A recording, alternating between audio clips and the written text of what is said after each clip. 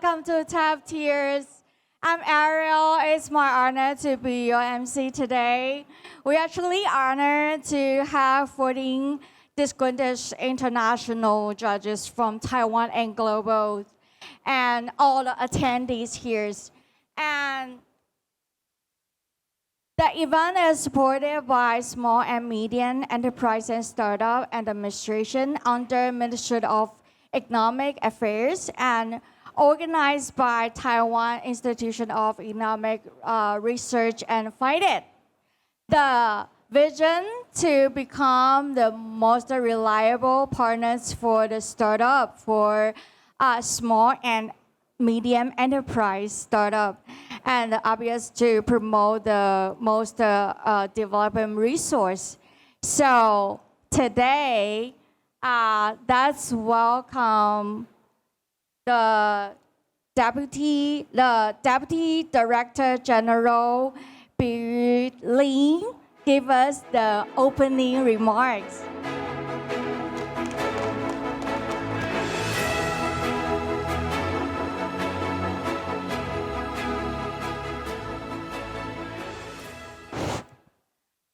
Distinguished guests, investors, and startup partners, good afternoon. It's a real pleasure to welcome you all to the 2025 Top Tier Pitch, Taiwan Startups Showcase right here at InnoVEX. We are living in a time when things are changing fast. New technology are emerging. Global markets are shifting, and the startups everywhere are facing both big challenges and exciting opportunities.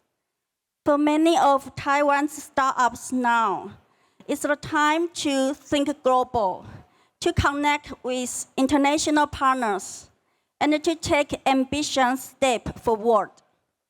That's exactly why we are putting together today's event.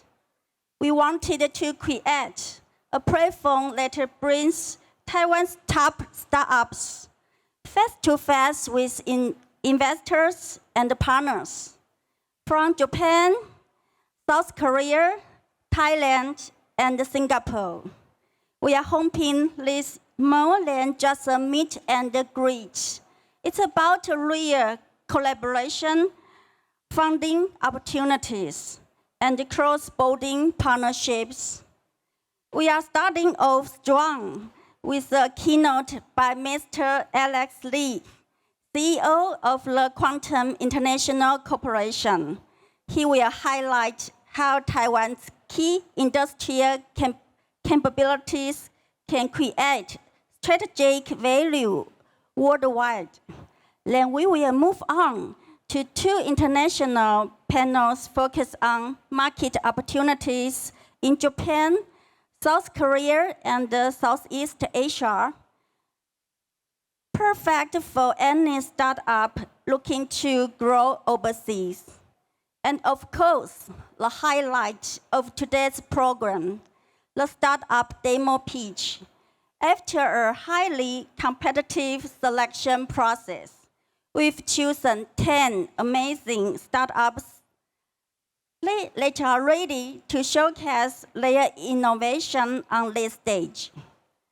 Investors, you are in for a treat. We also arranged one-on-one matching session so you can sit down, talk directly, and explore potential collaborations. To all the international investors and the partners here, thank you. Your engagement sends a powerful message of confidence in Taiwan's innovation capability. Let us work together to create new global connection, support visionary ideas, and shape the future of innovation.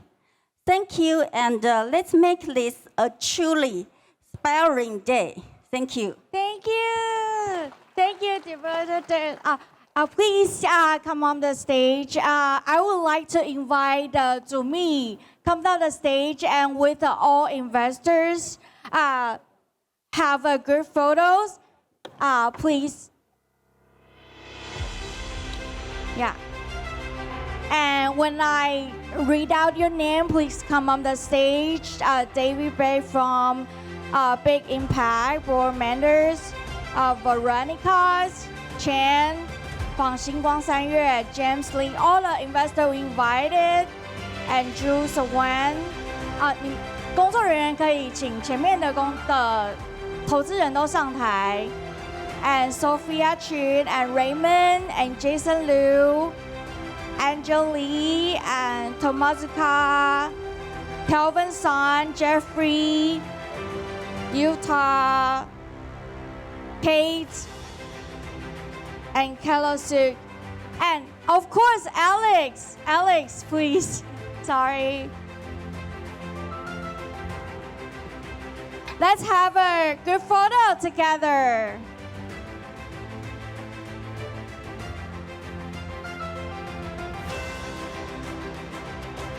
Yeah, please. So say cheese and please start. Yeah, one more. Top tiers. Yay. It's a very wonderful chance to invite over this country's investor come to Taiwan and see our startups. Yay! Thank you, thank you. And thank you to me as well.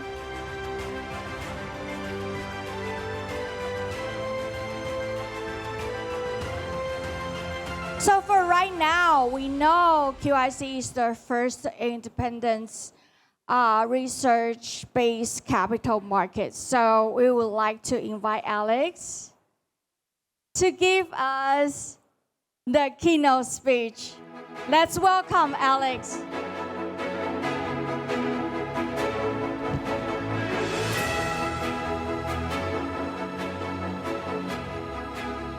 Thank you, Amber. I almost failed to make it, right? It's a very busy day for the island. Why? Again, a lot of reasons because the event Computex today. I'm gonna talk about a little bit and by showing you the factual and the number, what Taiwan from a capital market perspective can help you in terms of founder and the VC. Again, this picture probably more obvious and well-known at a global basis. But again, this is not a topic I'm going to talk about today. It's more about a couple days after. CC Wei. This is probably last known by the people outside the technology industry, outside of Taiwan. But within this particular meeting, CC Wei, the chairman of TSMC, just committed investing another $100 billion US to build up more state-of-the-art technology in the Arizona state. This is the foundation why we are here today. 99% of the most state-of-the-art AI chip by TSMC. And less so, that not too many people super aware of that 95% of the hardware outside the chip, including the chassis, the server, also producing here in Taiwan. With that in mind, the question is what Taiwan can really offer other than hardware. Again, Taiwan got a lot of metal here. We don't need to prove. We don't need another metal to prove Taiwan is the #1 places to shop around the hardware, anything about AI. I think going forward, with this investment, I think Taiwan will all further stand up for this hardware. But again, I know for 99% of you got nothing to do with this. I want to talk about my personal story, how a 30 years veteran in the capital market, in the global capital market, as well as Taiwan capital market, how I get into the so-called software and the new economy business. This is a company called GoGoLook. You probably use a lot of the app. This is one of the very first Taiwan software company went public at the TIB, Taiwan Innovation Board, which is one of the effort that the Taiwan tried to promote the software and the young entrepreneur. As a matter of fact, two days ago, the company just transferred to the main board. How I get anything to do with that? Actually, hard to believe that the old guy like me, like in the 2017, as a little bit brief history, it's gonna take long. 2 years after the company started up in 2012, the company acquired by Never. At that time was one of the largest Asian software company. But the two founders knocked my door in 2017, asked for the help. I said, what? You should check the money from your dad, right? He said, whatever. He asked me for help. I didn't help them, but not after I gave my help for another Chinese software company, then it went public in the US. Because all of my young colleagues encouraged me, say, look, boss, you have to help this guy. And I have no choice to answer to my young colleague, kind of wish I helped them. Not only help them, I actually working together with Cathay, which is the largest life insurance company group, me, myself, and the three founders, buy the company back. This is one of the very few, I guess it's the first one ever, the first ever management buyout in the private company. Then it went public. Of course, this is at the beginning of my journey, how I look into like a startup business, young entrepreneur from a pure, bloody capital market perspective. Just give you a little bit backdrop that, yeah, I got something to do with you guys.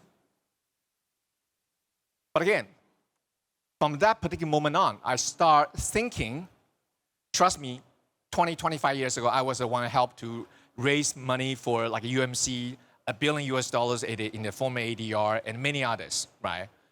But I can't help but start thinking about how can I help the young entrepreneur at the island, well known with a hardware technology, from the chip to AI server.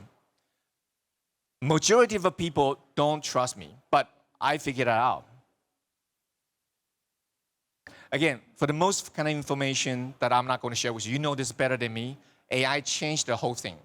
Soon after the launch of ChatGPT, it changed the old game, but also bring the new opportunity. But seriously, I want to show you with all of the good news, but fundraising is tough. This is based on like a CB Insight. As a result, for the company looking for like a IPO, the duration making even longer, just because start up a new AI-based company or with the AI support, it's a damn easy to build up a company. The competition, right? The barrier becomes so low, i.e., from the flip point is the sustainability of any startup becomes a key issue, or not mention the liquidity. I think I can look at it from your eyes. You're asking me, Alice, where can I ask for the money here in Taiwan? The answer is yes, but not in the usual way. Actually, the capital market offers some interesting kind of angle. I want to jump into this. This is the key chart. In the last 10 years, and for sure that for the very, very few people aware that the Taiwan capital market offer the best of the best kind of valuation and the liquidity to small startup software company or new economy company. This is based on my capable colleague. They actually done the calculation and the searching among 253 global software company by classifying into like a large cap, mid cap, and a small cap. I ask you to pay specific attention to small cap, i.e., they're anywhere below $2 billion US. Taiwan stand up. Again, not this year. Starting from 2 years ago, let me say that again, is a price to sales ratio. 5.3 times sales ratio. I think you will love it. You will love it. And I also specifically sliced down each company. For in the last 5 years, a lot of company went public around the world, here in Taiwan alone. You have some of the name listing here in Taiwan. There's a 5.3% in average. It's generated by all the company. This is some other data for your information, revenue growth and the gross margin. At the same time, we have also great company, right? Listening at some other market. Apier, listening to, guess what? Tokyo. Now trading at a 3.1 times price to sales. Perfect is NYSE, 2.7 times. I'm not going to argue the detail. What I'm trying to say is, if you are a startup company, if you can't raise fund for another run after C, I technically try to consider to use a Taiwan public equity as your C and behind run. Again, Taiwan Stock Exchange doesn't pay me. Taiwan government doesn't pay me. This is pretty much based on the fact. And very last point, how I believe, not just valuation, how I believe strongly why software company can become another important leg outside of Taiwan. Because when I just show you some history, very tiny history. Well, this is a prediction I've made in 2021. I expect like 100 listed company will be in the next 10 years will be like this is so-called new economy company. I only show you the two chart, and I will finish right there. In the last 50 years, through government support and abundant liquidity from the local and the foreign capital market, we successfully helped two industries. Soon after the like 10 years investing, the left-hand chart, of course, semiconductor. The growth soon after that, this is how much like market cap growth 10 years after there's the seeding. For the semiconductors, 46%. Again, not just semiconductor. For a lot of the outsider, the foreigner, they are not fully aware of that the Taiwan are ongoing build up, maybe one of the most powerful pharmaceutical business in the world. I don't want to mention that how rich those valuation trading at. I probably will stop right here.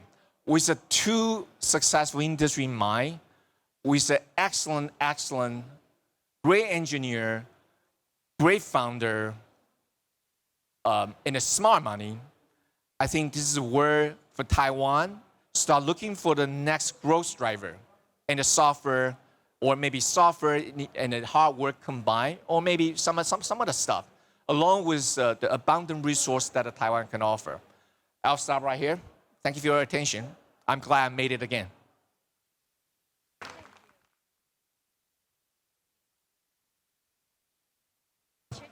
All right, let's make applause for Alex. Alex always represent Taiwan successful story for software company.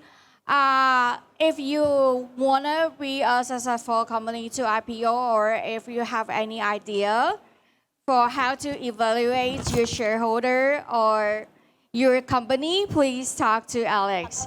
So next, since we're gonna invite all the speakers and investors from overseas, right?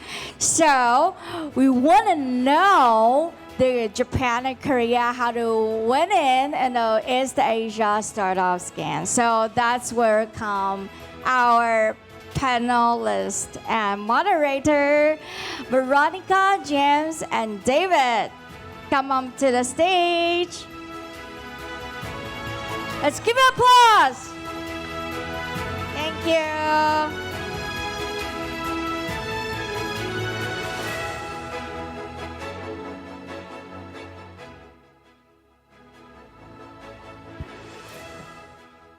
So, hi everyone.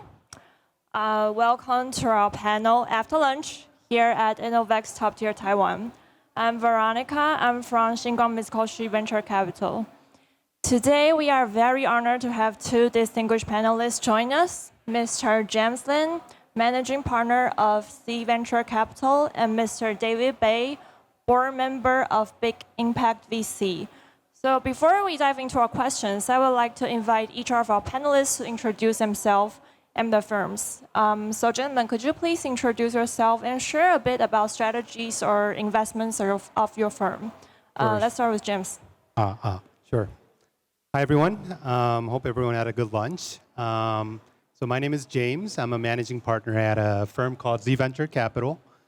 The name would be relatively new for most of you, but we're the CVC of a company called Line Yahoo Group. Line Yahoo is a company based in Tokyo, formed with the merger about 4 or 5 years ago between Line Messenger, which is I'm pretty sure a pretty popular app here in Taiwan, and Yahoo Japan, which is a portfolio of companies in Japan ranging from search and advertising, e-commerce, fintech, and the list kind of goes on from there. Our parent company has more than 100 affiliates, and honing in on the venture capital arm, we are a single LP fund. We're on our 7th fund today. Our latest fund is a fund called ZVC Fund 2. It is 200 million USD in size. We invest in, obviously, Japan, which is our home market, Korea, Southeast Asia, and the US, out of 3 offices based in Tokyo, Seoul, and San Francisco. Our mandate has been pretty straightforward. Again, it's a single LP fund. We operate under a CVC structure, so primarily focus on a lot of our strategic areas, mainly fintech, e-commerce, and media entertainment.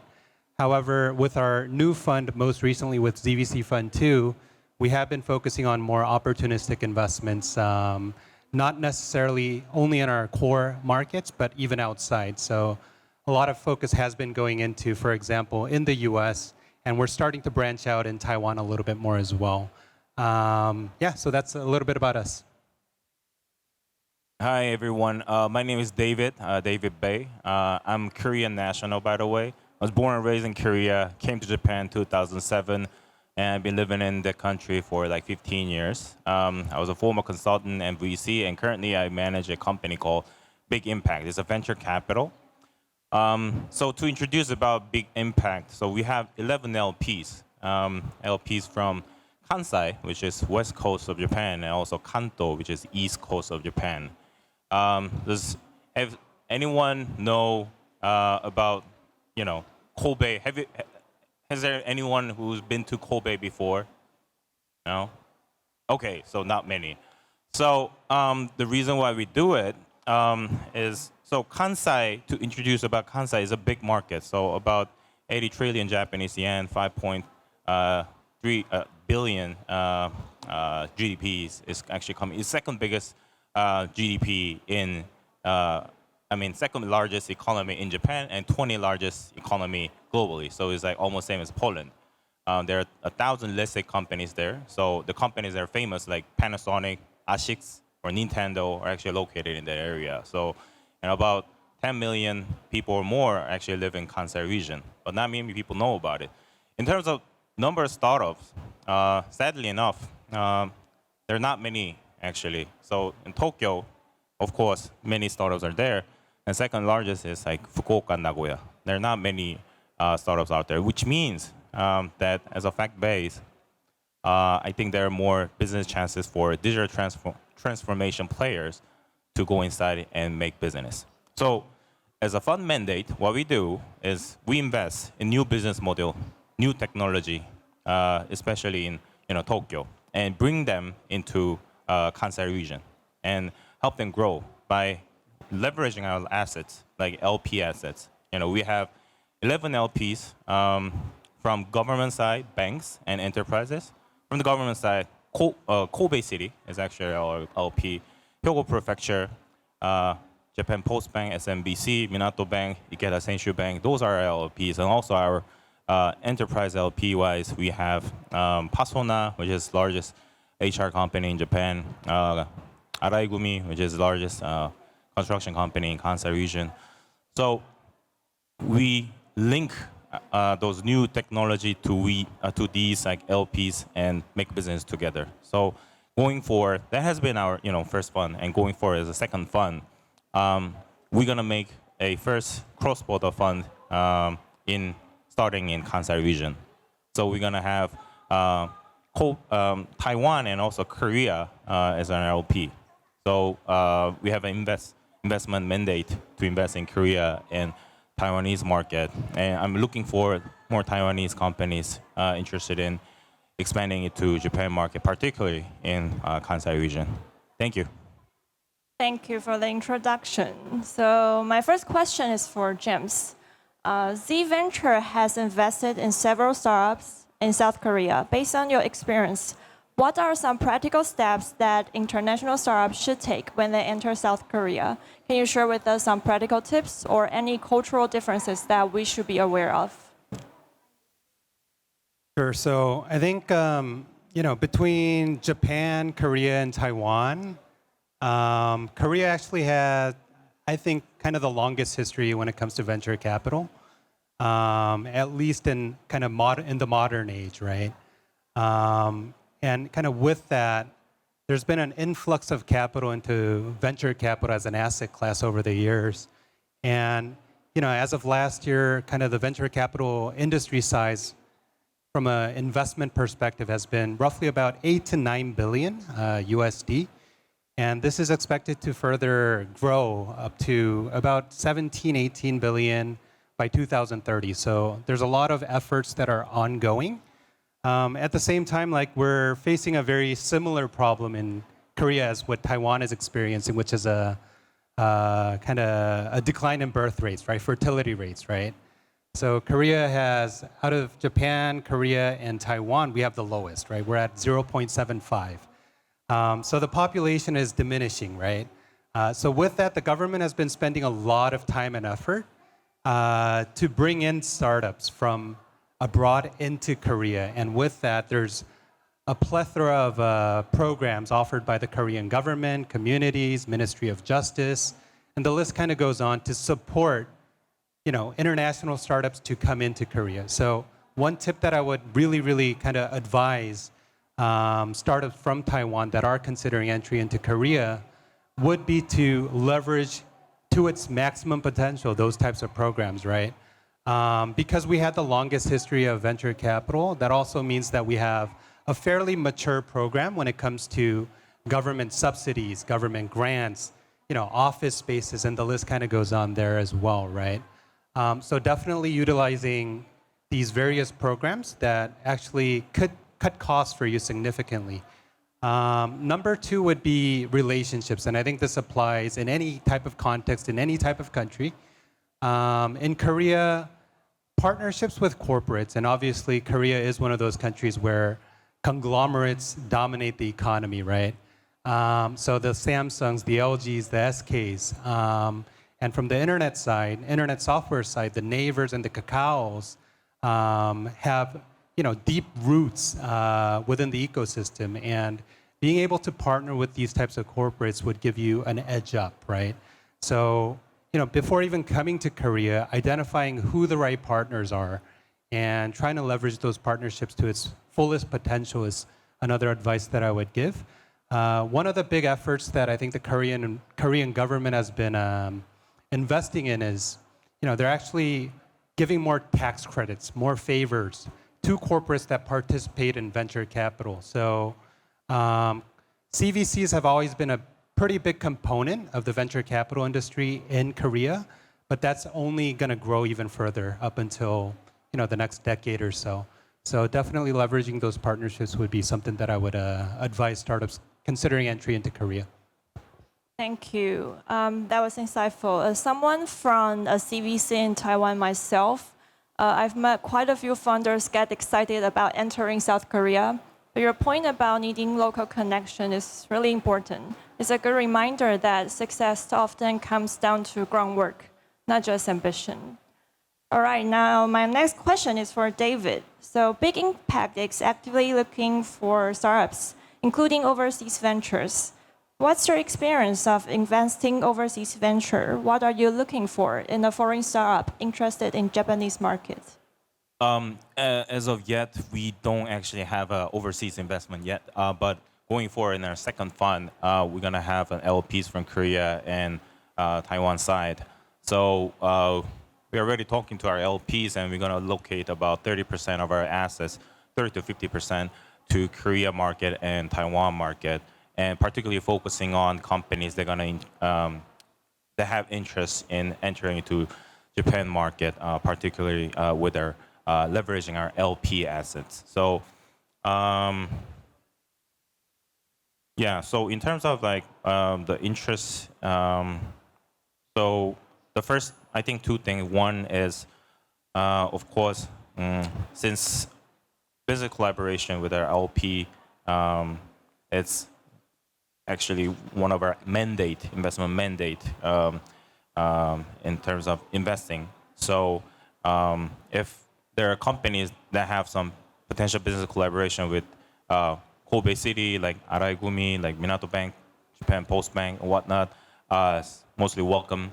And as you know, there are so many players in Kansai region who actually are looking for business collaboration with overseas. So if you look at like Kobe City, they have accelerator program by themselves named LifeTech Kobe, which is pretty rare. If you go to like, is there anyone who actually been to like Sushi Tech, right? I think there should be many. So if you go to like Tokyo, like Sushi Tech, you're gonna see a lot of these consulting firms named like, Deloitte, like EY and whatnot. And one of the reason is that Tokyo government, they actually pay for those consulting firms to actually do the open innovation services for them. But for locals, if you go to locals, there are many local municipals who actually do it by themselves, and Kobe is one of it. So if you talk to them, they have more, there are people who actually used to work in like startups or like, enterprises from like Kobe City. So it is really easy to talk to them, and they're like really open to have like business collaboration with overseas players. Like say in Kobe, they have international line, airline now from April 18th.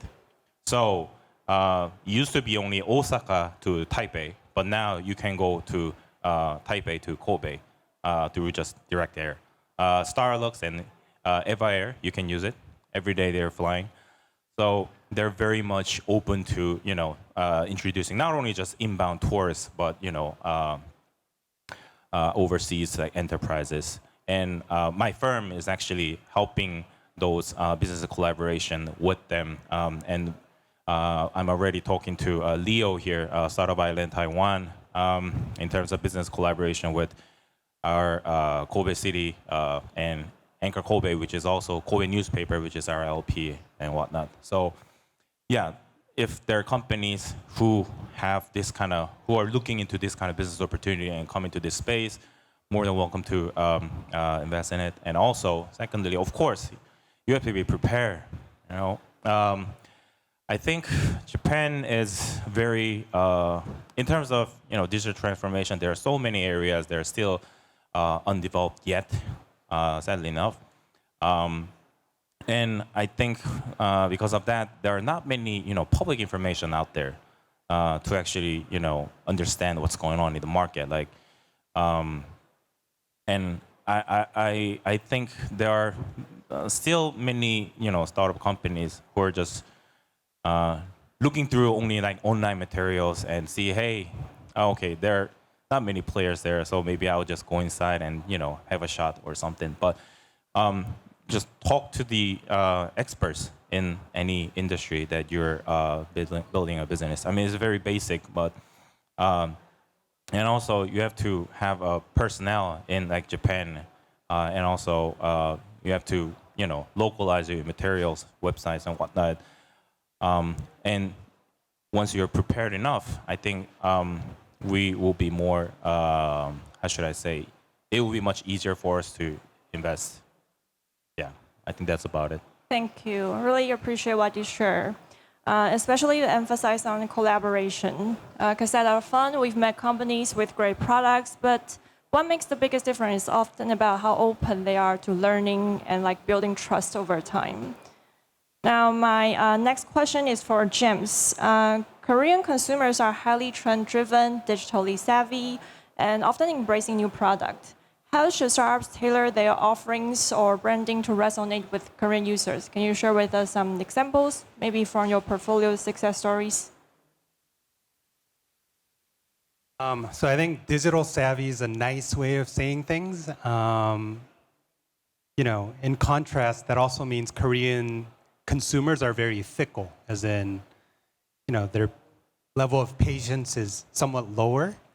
Their tolerance for errors are, probably a little bit lower than, neighboring countries, right? One interesting fact in Korea is, if you look at Google, right? There's only 3 countries in the world where Google is not the dominant search provider. Obviously China, Russia, and it's Korea, right? And I think Alex, right? Alex mentioned it earlier, but Naver is apparently the #1 search provider in Korea. And we're also an affiliate of Naver, so I can't talk too much trash about them. But the reason I'm saying this is, this all kind of resonates back to consumer behavior and how Koreans are very different from the rest of the world, right? Adopting new products, being digital savvy, yes. Like Koreans tend to be a little bit more fashion forward, I think. A little bit more sensitive with trends. So they adopt products, but they also abandon products very quickly as well. So kind of one, I guess, tip that I would give to founders is you got to be able to make that strong first impression, right? And you don't want to mess up. I almost swore just now. You don't want to mess up in the process, right? So being able to build that trust early on with consumers and making that a long-lasting relationship. So what this also means is that, as a consumer app, you need to be able to iterate your product, have a very agile development process in terms of developing and iterating your product, right? So getting that constant consumer feedback, knowing who your customers are, I think becomes utterly important in Korea. And then I think another point that I could probably make is there's this culture called 빨리 빨리. I'm not sure if anyone would understand that, but it literally translates into hurry, hurry, hurry, hurry. So basically, Koreans want things fast, right? We're, one of the, like metropolitan Seoul is probably one of the most dense cities in the world. It's one of the only cities where 1 hour delivery actually happens for both food and e-commerce, and it happens profitably. So logistics is there, the infrastructure is there, right? This is just another testament that Koreans want things fast, right? This doesn't only apply to getting food delivered, getting products delivered, but it also kind of transitions into usage of products as well. So being able to actually iterate your product fast enough to fit the consumer behavior in Korea specifically. Of course, depending on the industry that you're in, that fit would be slightly different, but being able to identify what that magic formula is early on would probably be a tip that I would like to give. Okay, thank you, James. I really like what you said about cultural and like user behavior. We often see startups assume they just need to localize their product, but understanding cultural differences and user behavior sometimes can make all the differences. Now, my next question is for David. So through partnership with Kobe City, I believe Big Impact has built a robust ecosystem in the Kansai area. So how does your fund structure its support to help startups establish a foothold in the Kansai area? Yeah. Oh, okay. They say time's up, so I'm gonna just quickly make it short. Two things that we do mainly, and one is we try to build a platform through having an open innovation program with government agencies in Korea and Taiwan. And second is that we provide a hands-on support for each businesses to match with our LPs. So the first one is we work closely, James here mentioned, there's so many open innovation programs by government organization in Korea. And we work closely with Korean Tourism Organization, Korean Institute of Design and Promotion, Seoul Metropolitan City, Gwangju City, Seoul Business Agency, blah, blah, blah. So many other players out there. And all of them, they have mandate to, help the Korean startups to come into like Japan market or global whatnot. And in Taiwan as well, Startup Island, Taiwan is right here, and we are working closely with them and in collaboration with our LP. So we have LP from Kobe City and Kobe newspaper, and we're gonna have an MOU together to promote this cross-border doing like Taiwan startups entering into Kansai and Japan market, and we're gonna help introduce those companies to our LPs in this area. So having these kind of open innovation, multiple open innovation program like in timely manner, we think that we could build like a platform for the startups to utilize and leverage. So that's one. And secondly, hands-on support. I'm sure like there are so many VCs out there who actually do the same, but what we do is that we not only just let the enterprises buy stuff from startups, and there are so many cases like that. Just startups just go and sell their products to the enterprises, and they just buy it, and the project is done. And it's more like one-way marriage, right? So what we promote is more like win-win solution, so that our LPs or our enterprises can also benefit, and the startups can also benefit. And how we do it, we try to make business together, like new business model. So for example, like we invested in a indoor navigation drone system called LiberaWare.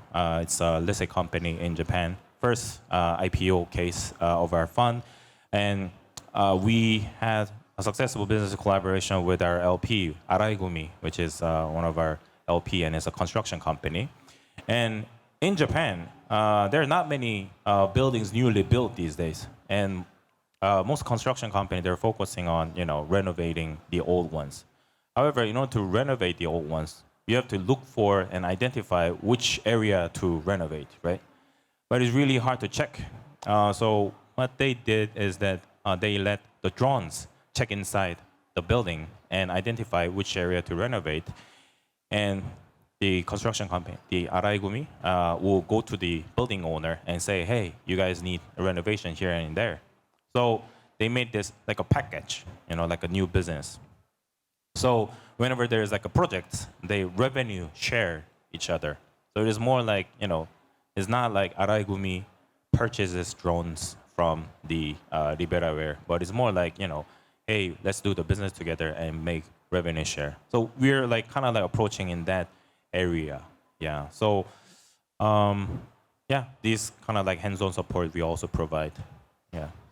Yeah, so thank you. I believe our funders and investors now have a more comprehensive idea about how to enter cross-border markets. So welcome to the end of our panel. Let's give a round of applause to our panelists. And thank you, everyone. Enjoy the rest of InnoVEX. Please stay on the stage and have a good photos. Thank you for, let's give a big applause to our speakers. Yeah, I don't know how to say the value because this is very valuable time to gather all the speakers from overseas. Thank you.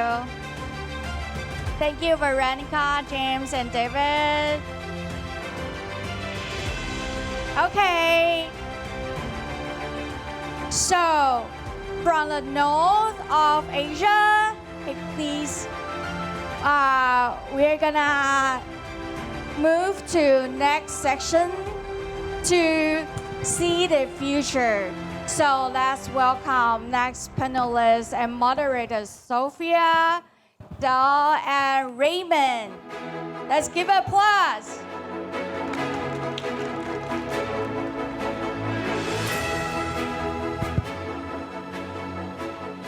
Hi. Okay, good afternoon, everyone. My name is Sophie. I'm very glad to be invited to do this panel. Join me by two gentlemen here. They come here from Southeast Asia. So the last panel about the North Asia, and so this panel, let's explore the southern part of the Asian market. So I think let me introduce a bit my speakers today. Maybe I'll let you introduce yourself. So first is Du. Hi, good afternoon, everyone. My name is Du from ShopeePay, Thailand. ShopeePay is one of the digital financial arm of C Group. For those of you who not know C Group is one of the biggest company in Southeast Asia, and we are providing digital payment, digital lending, and insurance for our users in Southeast Asia. And we have Shopee in Taiwan, right? We have the presence here, but in Southeast Asia, we also provide digital payment support for Shopee as well. And right now, not only in the Southeast Asia, we are expanding our business into the Latin America as well. And my role now, I am a strategy lead from C-Money. I currently seeking the collaboration of startup to help improve our efficiencies, ranging from the KYC thing to the debt collection thing. Thank you, Du. Raymond. Hi, I'm Raymond here. Helping a Singapore single family office called Focus Tax Venture. But at the same time, I also help out the startup ecosystem within the Singapore, Taiwan, and also in Japan. So example, we see a lot of so-called listed company or the first batch of unicorn coming out from Singapore. C, one of them, comprises of Garena and Shopee. But on the other side, you have Grab, which is very equivalent to the Uber of the US. And of course, there are a few of them coming out, and I'll share a little bit more later on. But in a nutshell, I do investment also. One of my startup here is doing very well. I guess Eric talked about it. Probably from the Taiwan government itself, will be very interested is CloudMao, Guan Liyun. Okay, so I'll leave it. Thank you, Raymond. Forgot about introducing myself and why I'm here today. So I'm Sophie. I'm from AppWorks. I lead the South Asia investment team at AppWorks. AppWorks, we're from Taiwan. We've been here for 15 years. We started to invest in South Asia since about 7-8 years ago. And so far, we've invested over $80 million into more than 40 startups in Southeast Asia. So being this role that I have to always fly in and out in a lot of market and to learn about the nuances of each market, because although South Asia, it seems a huge market, from Google report, you will see that they said the digital economy is like 300 billion. And you will hear like 680 million population. But to be honest, it's a very, very fragmented market, right? Because each market it's actually not very big. Like Malaysia, 30 million people. Is Singapore, the most affordable market, only 7 million people. And even if Indonesia have 200 million population, but if you only calculate the real power user, like the household with more than $20,000 as annual income, 1块台币每个月, that means it's only 19 million people. So in total, that kind of power user in South Asia is probably only 60 million. So it's very fragmented. It's a lot of nuances. So I think that comes with our first question. How would you, from your experience, maybe Raymond, you can do it first, given you've seen a few cycle, right? A few economic cycle now. So what would you advise when a company that try to go to this South Asia market, where do they choose from, and what is the most bottleneck that lies? Good question. I think I'm going to expand a little bit what Eric have shared about from the old economy perspective. I think business fundamental remains the same. Very important. The technology is just an enabler, right? For startup itself coming into Southeast Asia, Singapore is always a good base for a couple of reasons. Stability, transparency, right? I always suggest to startup that come to Singapore, use it as a base. And from there, you expand into the rest of the region. From Singapore, it's only within 2 hours, probably you can cover most of the ASEAN region, right? At the same time, you understand what is actually happening on the ground from there. Like what Sophie talked about, the cultures are different, the language are different. Maybe from Taiwanese perspective, Malaysia and Indonesian is single language, but it's two different languages. The culturally is totally different. But being there to understand, to grow, I think is very important. Again, I'm emphasizing AppWorks is there. So even Appear is there. CloudMao is there. I helped CloudMao enter the Singapore market about 6 years ago. From 2% today, there's about 75 of them. So it works. So at the end of the day, it's really understand and spending a little bit more time. Don't worry about the language. I think most important is that your ambition and your willingness to involve with the market, right? Whether it's in the US or even in Japan that James and David talk about, right? It's all about being ambitious and be a little bit more practical. Thank you. I feel that being able to build a tech platform that can work across market should be very important. I mean, that's exactly the case why Grab or like Shopee, right, could have such a success in South Asian market. And in fact, among the South Asian investment that we've made, the most successful one is probably Lalamove. It's the same methodology that they have a tech platform built, and then that can just grow across market. And they heavily invested in the local team for local insight. And I think my observation, the most bottleneck usually come with regulation. So for example, you want to apply local license, no matter you're doing certain fintech, health tech, even logistics, you need a lot of licenses. And if you just randomly go and apply, you can wait for like 12 to 18 months. We have a Taiwan company that after 18 months, they still cannot get a license from Philippines, even if they hire a local agent. So regulators sometimes can be the most bottleneck. So I think so you can probably save some cost or efficiency in the centralized building tech platform, but really heavily invest in the local market. So I think for that, Shopee did amazingly, right? I mean, I think the Taiwan talent also contribute to that a bit because Shopee in their early days, when IPO, 30% of the revenue is from Taiwan, and we contributed, I believe also the earnings part. And I think maybe let you share a bit, like, what do you think Shopee's success? And also, especially now, I think you just mentioned that you believe Shopee Pay will be even more successful than Grab in Thailand. I think one key principle that we always keep in mind is that the super hyper localization. So like James and like Lemon and James share, very similar to Korean things. We invest heavily in the local team to try to understand the real insights of the consumer, the users. For example, in Thailand, I would say we have a very unique characteristic of users. We have a very strong internet-based community.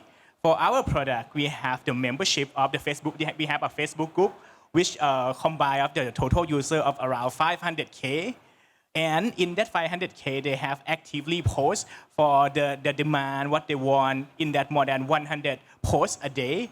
So, and that community drive the decisions of other users. So hyper-localization is one of the key that Shopee learned, and we still do it nowadays. I would like to say that even in Thailand, we super localization. In Malaysia, we also do that as well. And especially when Sophia said that if we consider the household that we should tap into to be our customers. So there's a lot of untapped customer, not only the hyper-localization in terms of the culture itself, we need to go beyond that to understand the subculture of each group and or each level of the users as well. Yeah, so I think hyper-localization is the key why Shopee's had very good, contributed great results in nowadays. Yeah. Well, but that comes back with a little bit reality check. And I mean, about 2021, that was probably the peak of the private investment into Southeast Asia. At the time was like 21, almost 30 billion into Southeast Asia, but now dropped to less than 10 in a year, right? So it means that hype it largely came down recently, right? So with that said, do you think it's still worth our time and investment into this market? And also, Lightspeed Venture has a report saying that the capital investment efficiency into South Asia seems much lower. Like if you aggregate the past 10-year investment and the result of the value of the total market cap of the unicorn, in South Asia, that ratio is 1.4 times. And in China, it can go up to 4.6 times. So it means $1 you invest, the result is much lower in South Asia versus bigger market like US, China. So what do you think? Should we, our investor entrepreneur now, still consider coming to this market? I wish I have a crystal ball. Again, I'm going to do a little bit of sort of a 1+1. Eric talked about it, the healthcare system, right? And of course, James talked about the Singapore government encouragement, just like the Taiwanese government here, sort of encourage startup and also entrepreneur and also investor to come into Singapore. We do have a lot of programs in Singapore right now, right? So from the Economic Development Board of Singapore, they're helping to work with the corporate to do, plus the startup to do more innovation. So there are a lot of programs involved. This one of it. From Enterprise Singapore, if you have a startup in Singapore, be a Taiwanese, be an American, or be whoever you are, 30% owned by a PR or a Singaporean company, you can get a lot of grants. Even for coming into Taiwan right now, one of my startups is here today, the Singapore government actually pay him for the travel. Right, so there are a lot of grants that's available. On IP, on deep tech, we were just sharing just now. The Singapore government is also right now pulling out the 5 universities, all the IP, and put it in the common ground. Any innovator or entrepreneur want to do a startup and make use of the IP, the government will sponsor it. And the university will provide the support. And the university will provide the support all the way for the next 2 years for free. So they can work out some form of collaboration in terms of filing and in terms of sharing. So these are ongoing things that the Singapore government have done. Yes, investment have gone down a lot. But like just what Eric shared about, AI have picked up a lot too. So example of a very good AI company in Singapore that doing cross-border is a company called Wiz, WIZ.ai.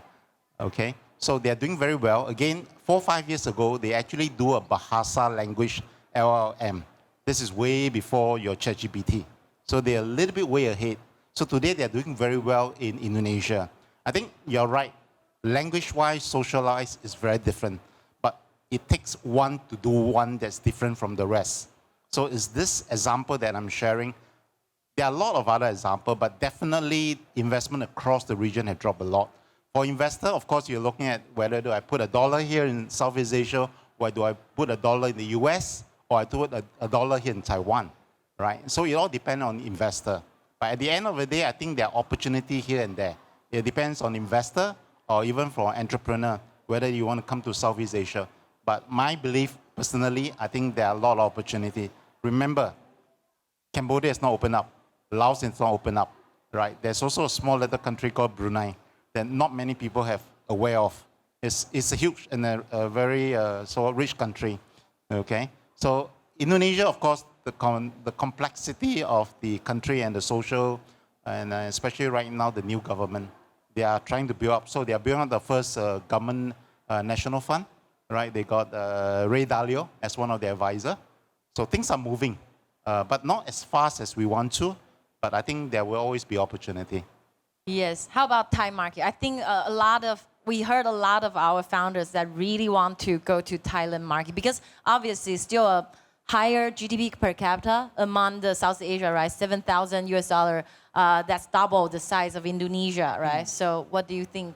So let me give you a few more context about Thai market, about Thai consumer. So in terms of the Thai landscape, in Thailand, we have around 70 million in terms of population, and more than 95 of them are educated. So we are very tech savvy, like in Korea. 98% of our population can access to the internet. And in terms of internet coverage, we are leaning toward 100% this year. And one fun fact about Thai people is that we are among the top internet consumer. The daily average of Thai population using internet is around 8 hours a day. 8? 8 hours. And for the whole day. The whole day, right? And for the TikTok and Facebook active users, I think Thailand is one of the top country. And Thai people are really familiar with the financial online transaction. So last year, we have total up to 20,000 million transactions per year regarding to the financial transaction itself. So I think Thailand is very they have a very strong foundations, and we have a lot of untapped group of users in that. So a lot of opportunity opening up in Thailand. I think the key thing is that as a startup or as a corporate, we need to find a way to connect with this startup. So I agree with Raymond. Southeast Asia, especially Thailand, we still have a lot of opportunity to go. Yep. Well, I think that probably shows how bad the traffic may be because the last stats I got, for example, in Philippines, the average using hours like 4 to 5 hours using internet, because usually that's the time they start in the traffic, like the commute. It's like 4 to 5 hours, so they just watch the TikTok, right? But thank you, Dew, for sharing. I think for myself, right, I mean, appers, although I just share some data point like quite pessimistic, but still, even appers, we ourselves, we are still very committed to continue investing into Southeast Asia because, well, when market comes down, meaning it's a good time for an investor, even for founder too. You have less competitive. You have less competitive that got a lot of funding, and for investor too, right? We got to find the real builders on the ground, that whoever just not coming out for the peak, for the hot money, but just really want to build something with a key insight that could really drive revenue.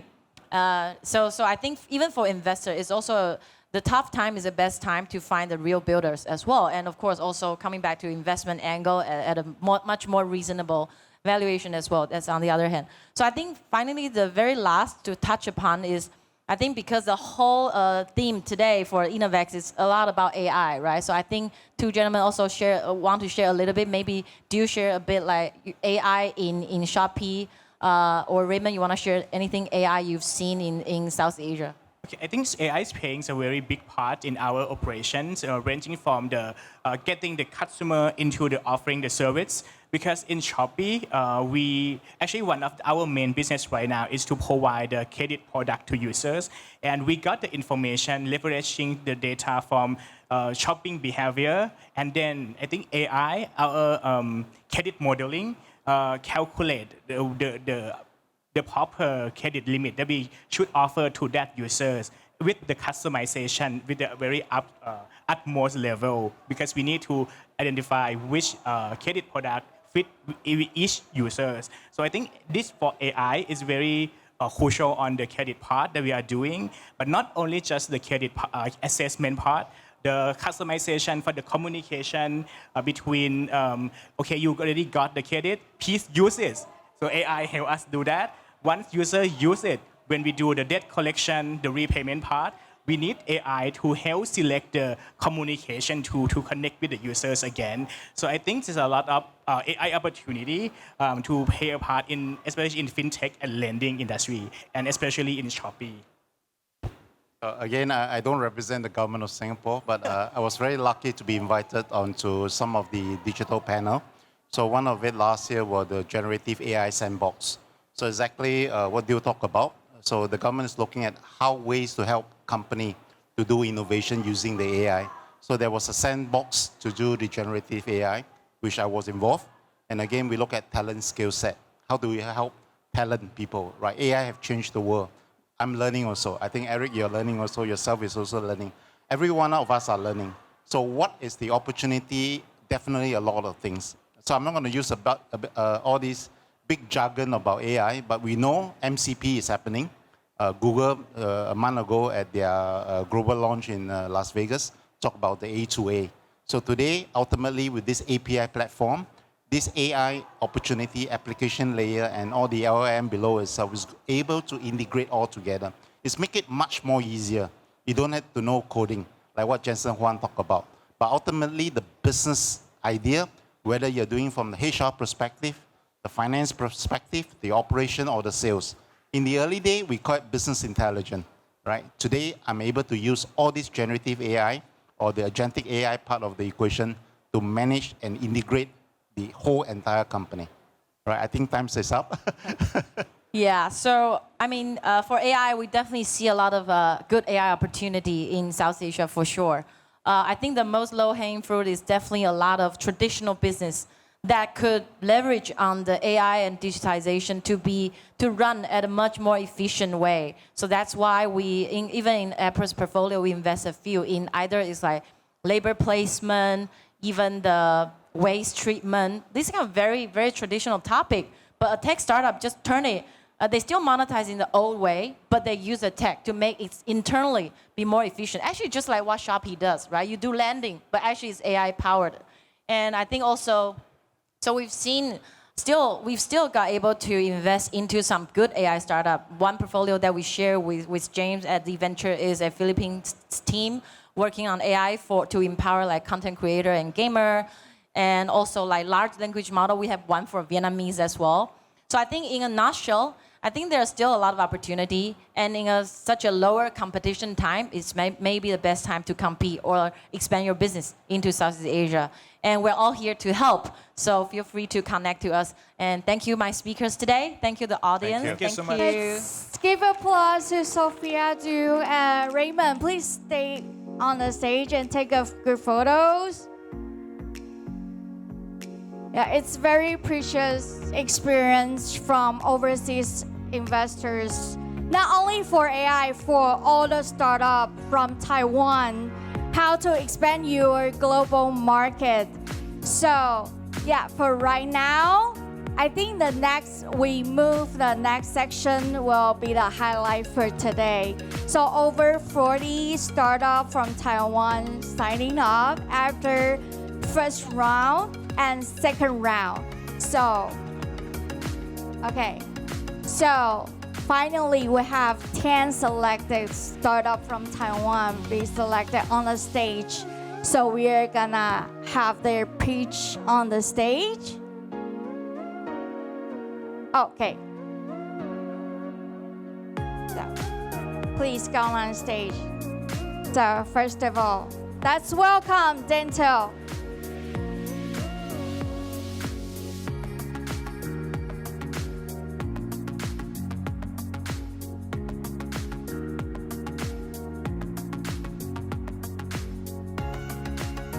Hello, hi, we are Dentall, and we're the software provider of dental support organization, and we aim to address these 5 major aspects of dental industry. So for patient and operation, we have launched a cloud-based practice management system, Dentall. And for material offering, we built an EC site with over 3,000 equipments and supplies for the clinics to purchase. As for the education, we build both online and offline training center with over 600 courses for the dentists to do the educational training. As for the insurance, we provide a chatbot in line so that every staff and assistants in the clinics could ask any questions about health insurance. And currently, we have 2 more AI products. The first one is the generative AI assistant, and the second one is the AI-assisted dental systems. So this is Dentall AI, and as you can see that, so apologize for the, okay.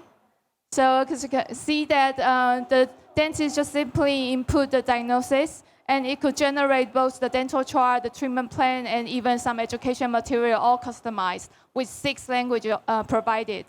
And not only the treatment plan, we also provide the CRM, the operational and system support for the clinics. And this is the AI-assisted diagnosis. So as you can see that currently we enter the clinics and the dentists will use these kind of skeptical X-ray images to tell us that, oh, your teeth are in trouble, but it's hard for us to understand, right? But use this nicest assisted diagnosis system, it could quickly determine the severity of the periodontal disease by using this line and numbers. So by using this system, it could be used as the communication tool to the patient and to the regular checkup for the periodontal disease patients, and of course as education support, and also the standardization. And last but not least, in countries where there are private dental health insurance, you could use as an expert's opinion. And currently in Taiwan, we have half of the dentists and 1/3 of the clients being our client. And also our Dentall has obtained 2 ISO security and with 50 clinics implementation. So we have developed different strategy toward different country.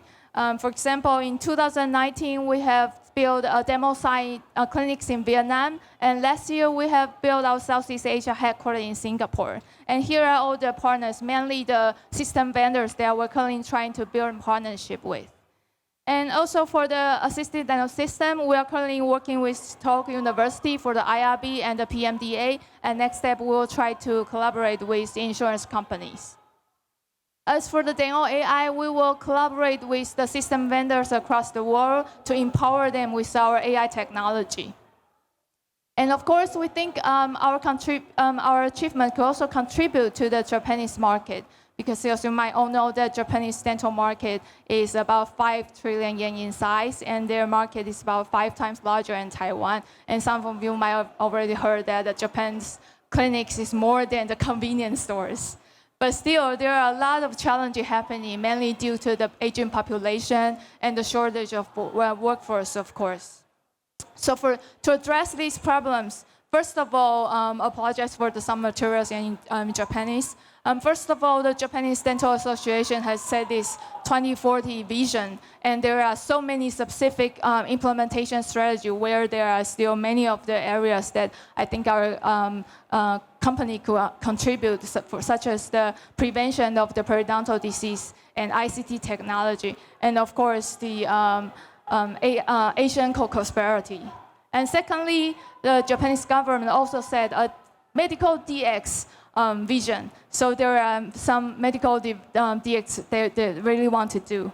And last but not least, with the scientists' fact that the oral health do affect the overall health. So they are trying to have the official discussing about having every citizen to do regular dental check. So it's very clearly that the dental industry and also the digital transformation in the medical field is the Japanese top priority. And I think our company is the best choice to contribute to these kind of challenges. And one of the proof is that we are very honored to be selected by Japanese Tokyo government for the supportive program to build a corporation there. And let's will collaborate with this ecosystem. And we are looking for more partners to work with us throughout the journey. Together, we believe we will become Asia's top dental support organization. And we are doing all about dental. Thank you. Thank you. Let's give an applause to Dentall. So we have 3 minutes for QA. Does any, judges? Okay. Thank you for the presentation. Greatly structured, very clear. So I have a question. Do you sell your product directly to dentists, or is it through system integrators that you sell the product? Okay. So because we have very strong foundation in Taiwan with the total solution provided, but I think in different country and in different to B or to C market, we have different solutions. So in Japan, we have 2 approaches. The first one is to collaborate and integrate with the system vendor. And the second part is to use our Taiwan market share to collaborate with Japan's the material offer, the manufacturer. And the third one is, as I know that some of the dentists and most of the clinics, there will be the appointment will be A company, the medical record B company, and also the receipt, the Lesecon C company, and they are so distracted and balabalan ninate. So if we could offer that integration solution, there may be some dentists and clinics who want to want help from us. Okay. My question actually was going to be you said you have half of Taiwanese dentists your customers. Are they Yes. switching from conventional systems that they used to use, or are you selling pieces, just parts of the system itself? Yeah. Because we are a platform provider in Taiwan, so we approach them from different aspects. Some of them do purchase materials from us. Some of them taking courses from us, and some of them use our SaaS systems, and some of them use our AI chatbot. So we approach them in different aspects. So each dentist has different, let's say, levels of product usage. Yes. Okay, thank you very much. Just one point from Japan. You could work for Tohoku University, but if you want to go to PMDA, there are PMDA consultants in the market, so you should go for them. Yes, thank you so much. Thank you very much. Thank you. Any questions? Hi, I'm Jeff. Thank you. Thank you for the presentation. I've got a question for you. How does success look like for the company? How, in Taiwan? In your expansion. Oh, I think, again, with our very strong and solid foundation in Taiwan. So time's up. Sorry, but we will keep following up all the investors' question and the startup. We will keep matchmaking for everyone. But thank you. So for the next team will be FunNow. So welcome, FunNow. Thank you. Hello, everyone. Good afternoon. Welcome to Taiwan. I'm TK, CEO and co-founder of FunNow. The mission of FunNow is simple. We want people having fun right now. Don't need to wait, don't need to queue. Over the past 10 years, we deliver a consistent growth because we have a strong team. Even during the COVID, even during the lockup. After COVID, we speed up our investment, doubled in the Southeast Asia. So you can see the chart. This is our Q1 numbers. The overseas market is almost half of our group revenue, including Singapore, Malaysia, Thailand, and Philippines, Southeast Asia markets. We do believe in each region, there will be one local lifestyle marketplace. We see Europe in US is a 2.6 billion market cap. In Meituan, in China, it's over 100 billion market cap. In Southeast Asia, we do believe we will be the one. Why we are so bullish about Southeast Asia? First, is about population. There are half of the population is between 25 to 35 years old. This is the sweet spot of the FunNow business. Second, about digital payment. Digital payment is booming after COVID. And you know, digital payment is the foundation of the O2O business. Last but not least, the consumer spending is growing. The young population in Southeast Asia, they are not spend for survive. Now they spend for them to treat them well. The food is not only for eat.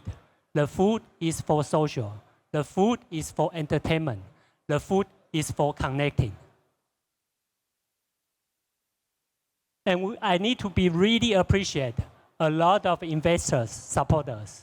Without them, I will not be here, including Taiwan, Japan, South Korea. And I also want to say, MMA is also one of our key strategies to expand to Southeast Asia market. The MMA help us to achieve economic scale. The MMA also help us to create a network effect.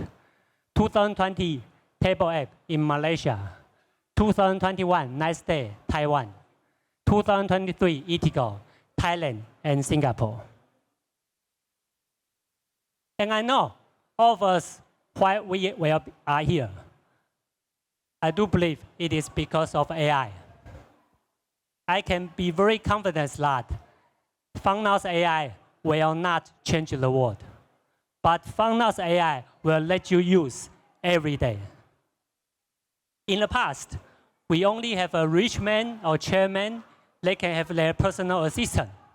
But going forward, everyone can have your own personal assistant for arranging, for discovering, for booking all kinds of entertainment activities or fun business. Just want to give you an example. Why we can be the company to deliver this kind of a personal AI assistant. We accumulate 10 years data, including hundreds of millions of user behavior data. We also access to each of the local merchants. We have their real-time inventory and price data. So If there's a startup here, they just made a Korean VC, and they want to invite them to have a dinner tonight. How will we arrange? We understand from Korean, they made in Computex, so should be in Taiwan. Korean people like spicy, and we should treat them some Taiwanese style food. And because they are VC, so the restaurant need to be decent. But we are startup, so we are poor. How should we recommend? So we have our specialty. We will recommend a spicy, hot pot, a good restaurant. And the good thing is, if you book the table at 8 o'clock, you can enjoy 30% discount on FunNow platform. So bam, solved. It's quite amazing, right? And we will also arrange a private table for you, private room for you, because we understand startup and VC, you guys are talking business. So we should arrange a table in a private room. Thank you. We are FunNow, and we are bringing happiness to life. Thank you. Thank you. So anyone from investors? I think everyone has FunNow app or already or ongoing download.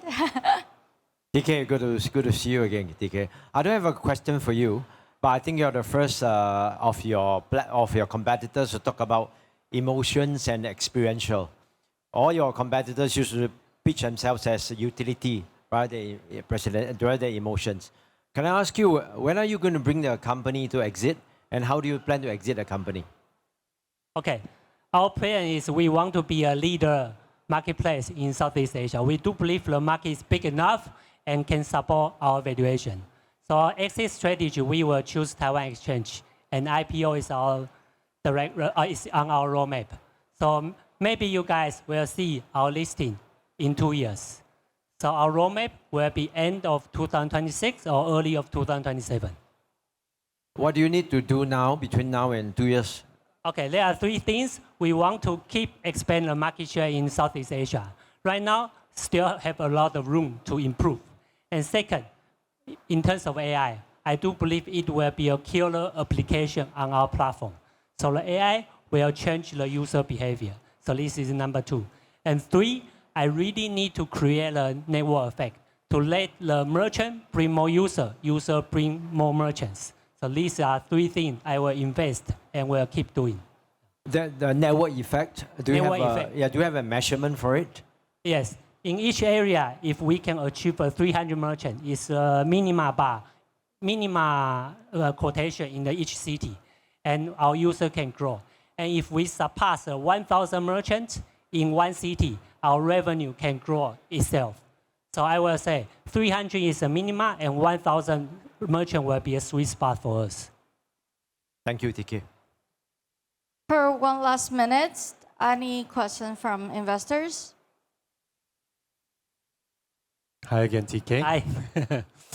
I understand there are probably pros and cons with, for example, consolidating all the brands under one name versus keeping it separate, right? And it seems like you're intentionally keeping them as separate brands. Can you maybe explain the context behind that a little? The logic is I use one tech platform. So if you see the different brand name, but we share the same tech platform. However, each brand in each local market, they already invest a lot, already have their mind share or market share in each local. So I will say, change your brand name is quite dangerous and it's quite risky. So what I like to do is I keep using the different brand name to target different local market. However, all of them share the same tech platform, share the same back office. I think the time's up. Thank you, TK. Thank you. We'll keep following up for our startup and investors. So that's welcome. Next startup is Cool Labs. Thank you. That's welcome. Hi there.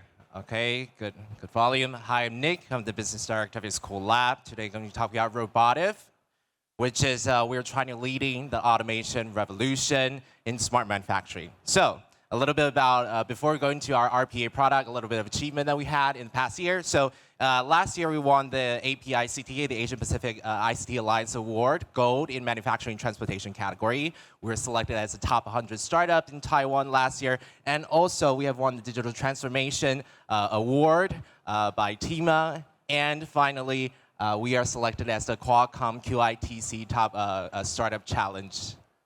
So, a little bit of our team. It is started by our two founders, April and YP. April has 15 years of experience working as an R&D manager in Microsoft. And YP is a National Central University professor specializing in comp sci and information technology. So what is Robotive? Robotive is an RPA solution. So as you may know, workforce automation or automation in general is on everyone's mind, given the agentic AI and the agentic automation coming in. No matter Zapier, workflow, and UiPath, AI automation, anywhere, they're all situated in the sort of office atmosphere. So our product, which comes with three sections, our RPA studios, our pre-built RPA bots, and our on-prem solution. We specifically targeted manufacturing businesses as our target, different to other regular RPAs in the market. So what is RPA? RPA simply means it mimics human action. Whatever the action a human does, a RPA bot replicates the action, do the process. So that in that way we automate repetitive work, high volume work that needs very high accuracy. We are a no-code product, easier for non-coder to use. We are also AI computer vision based. That's how we tackle those manufacturing scenarios. Finally, a little bit of camera support for any sort of manufacturing floor scenarios where it might need a bit support in non-structured data. What we consider the last mile of digital transformation, and the most cases we help with companies are usually in recipe input, human operation, anomaly detection, and or data extraction. Those sort of fields are what manufacturing companies are looking to when they develop a smart manufacturing initiative, digital transformation. That is what we do for the company the most. How we do unstructured data, as you can see, connected via camera. Via Robotive, we can input your Google Drive, your MES, your ERP system, whatever system that you currently use. A little bit on the RPA market. So it's obviously a great market, with Asia being the fastest CAGR rate market. We are in this place to help companies to do their digital transformation without going into heavy hardware investment, heavy IT support investment, heavy dev cost resources that will most likely cost a lot of time, a lot of money from the company. As you can see here, the previous mentioned RPAs are still very much situated in the office scenario, meaning that is into office automation and not automation in the manufacturing floor.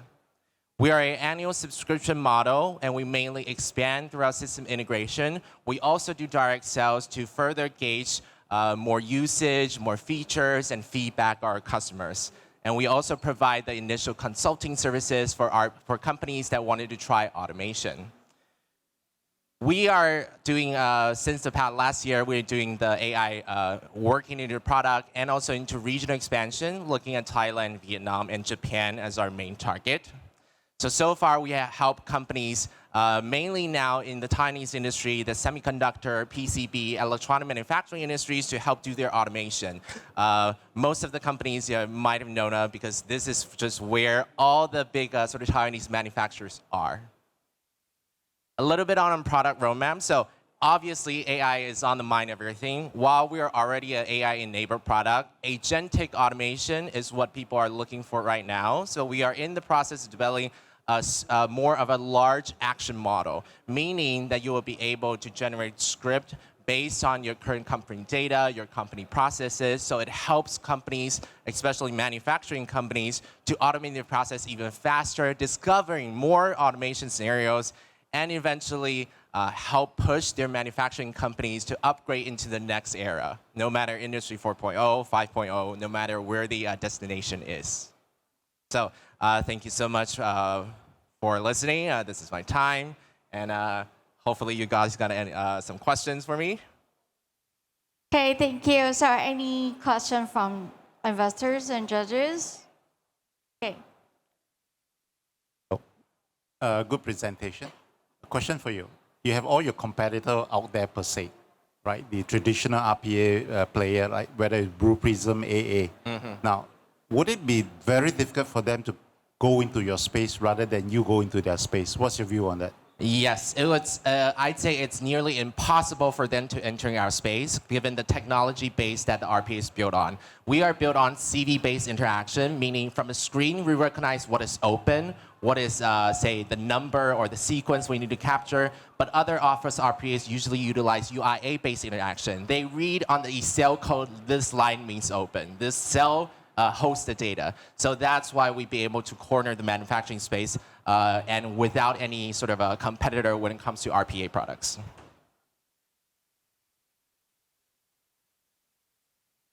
Any question from any investors? Okay. Thank you. Thank you. Thank you. It's collapsed. So let's welcome next team from Taiwan, Kiwi New Energy. Let's welcome.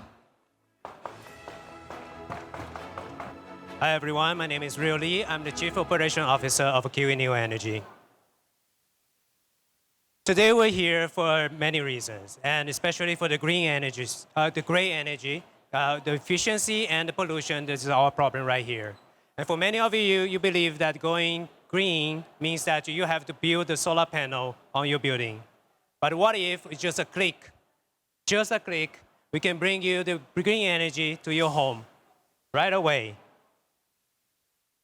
And this part of the problem that we can give to you is the solution, that everything is without any problem. And we also can cut off your electricity bills by 15%. So our deploying smart problems is that we can deploy the customs of adoption and reduce the opportunities of those green energies. So Kiwi New Energy is to help everyone to bring the smart energy matching engine. So Kiwi self-burst for the residential users and small and medium business and corporates, because the residential users, they are looking for affordable solar energy, and small medium enterprises, they are looking for the corporations and IE 100s. And the similar integrations of advanced technology, we cooperate virtual power plant electronics and blockchain back electronics. And then we have the unified platform that can connect all the divisions, all the local utilities, and also the output data for our residential users. So energy saving, we are optimized by AI. We give everyone a optimized profile that can help you to understand how much you consume of your electricity, and then we give you an optimal plan for you with the storage and electricity consumption. So our model is like an energy as a service program. For you is no operation and no construction of solar panels on your building. Our Kiwi is not just the idea, is proven.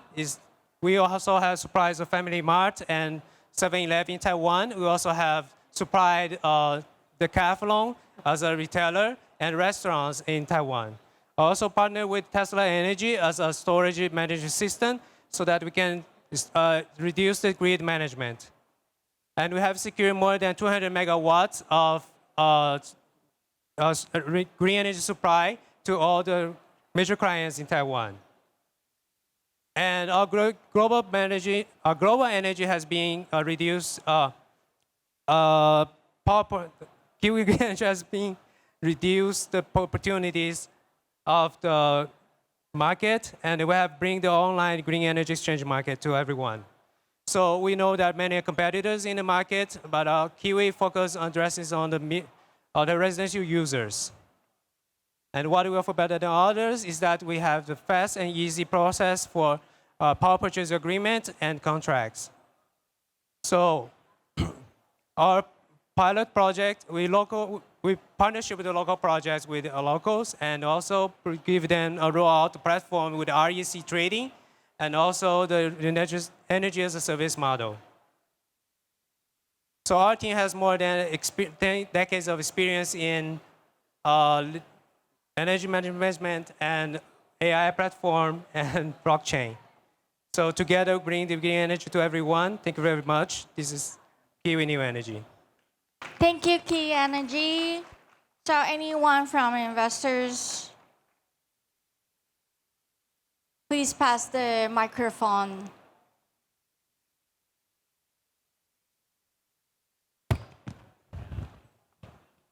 Thank you. Hi, thank you for the presentation. I see a lot of effort put it into it, and I think you did a good job. Now, I think I asked this question on online also, where what your main target is. And now, I just picked up in the last part that you said residential so is kind of a focus. But well, yes, I do invest in a really similar company, but residential is very cost sensitive. And how do you try to penetrate that? And I always believe that you need to implement both software and hardware, a cheap hardware, by the way, to the residential space. How is your business model? Who are you partnering with? I don't think you're going to put Tesla storage into houses. No, that's too expensive for the household. Right. So what is your strategy for this residential, let's say, market? Right. Okay, so for the residential part, our business is separating residential and small business, middle and business and corporations. So the big ones like corporates and small middle business, we can incorporate with Tesla energy storage. But for the small residential ones, we will mostly just directly virtual power plant supply of the energy. And so it would be more like a cellular data subscription model, right? So you have your capacity, and then we analyze your electricity consumption, and then we give you back the green energy that is sustainable for your exact time that you need. And it's cheaper than buying it from the market? Yes. Okay. I'm trying to figure out how that is. We could talk later on that. I'm trying to figure out how that gets done. Thank you very much. Thank you, anyone from our investors. Okay. So thank you, Kiwi New Energy. Let's give applause. So let's welcome next team, Lost Notes. Let's welcome. Hi everyone, I'm Barry. I'm the founder of Lost Node. And Lost Node is a legal tech company. We leverage technology to enhance the efficiency and delivery in legal industry and reduce the cost and manual effort. After 2023, many reports indicate that AI will transform the legal industry. We can see the perspective of the capital market by looking at the list two most high-value legal tech startups in the United States. That is Clio and Harvey AI. Clio is a case management platform for law firms, and it took 12 years to reach a valuation of $3 billion. And Harvey AI is an AI-powered knowledge management platform for law firms. And OpenAI is its investors, and it took 3 years to reach the same valuation. And a few days ago, it finished a $250 million fundraising, a max evaluation to an incredible $5 billion. So it is shown that almost every expert agree that it's only a matter of time that AI will transform the whole legal industry. And under this trend, Lost Node is the pioneer of the transformation. Currently, Lost Node is the most representative legal tech company in Taiwan, and we are expanding our legal tech service to the other countries in Asia. We founded in 2016, and right now we have over 40 members. Half of them are engineers, and 30% are legal professionals. And our product managers are all qualified lawyers, including me. I was working as a patent engineer and a lawyer, and my co-founder Ray is a senior programmer. He has over 15 years experience. And our clients fall into three types. The first type is law firm lawyers. We provide legal search engine for them to search for legal information. The second type is legal department for large companies, and we provide contract and compliance management system. The second type is not legal professionals, but the general public who needs legal service, and we provide auto auto contract generation, reviewing, and legal device service for them. Lawsnow Search is the most popular legal search engine in Taiwan. Right now, nearly 70% lawyers are using Lawsnow Search to search for legal information. And in past years, our yearly retention rate is over 95%. And Lawsnow CRA is an AI-driven compliance platform for large company. And we use AI to analyze the compliance risk and save a lot of manual effort for large company. Right now, we have served for over 30 financial institutions in Taiwan and some manufacturers, such as TSMC. And Lawsnow DocPi is an auto generation contract and auto reviewing contract platform for a small business, for those who don't have in-house legal department. And this product is not only launched in Taiwan, but also launched in Thailand and Indonesia. And Lawsnow QA is an AI platform for providing legal advice. And besides legal advice, it can also provide the probability of winning or losing a case. So it can solve all kinds of problems for general public. Based on this product, our project revenue this year is about $2 million. And our next plan is to put more resources to overseas. Thus, we are planning to raise $3.5 million for our pre-A round in exchange of 20% equity. The most fund will be used to a product sale, and a portion will be used to develop new product in Japan market. And if you are interested in Lawsnow and want to know more information, please let me know. You can identify me by my logo T-shirt. Okay, I'm Barry. Thank you.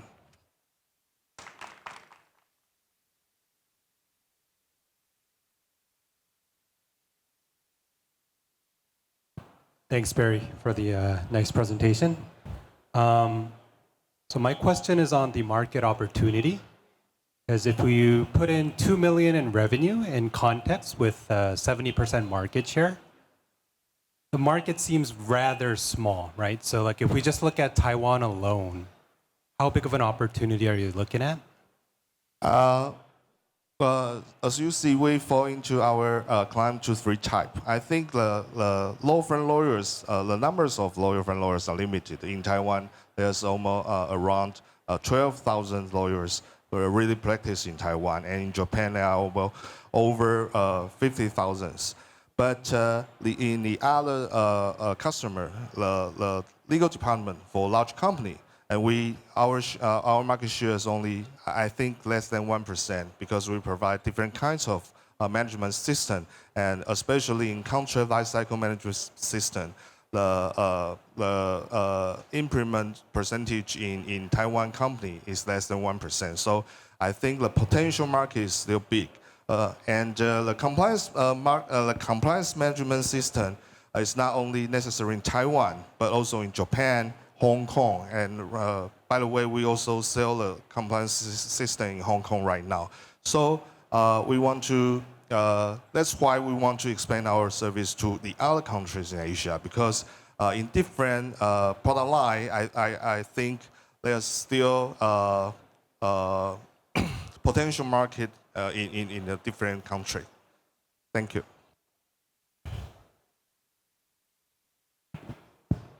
Hi, I'm Jeff. Hey, Jeff. Hey, I want to ask you a question on your three services, right? How do you charge the law firms? You mean Taiwan?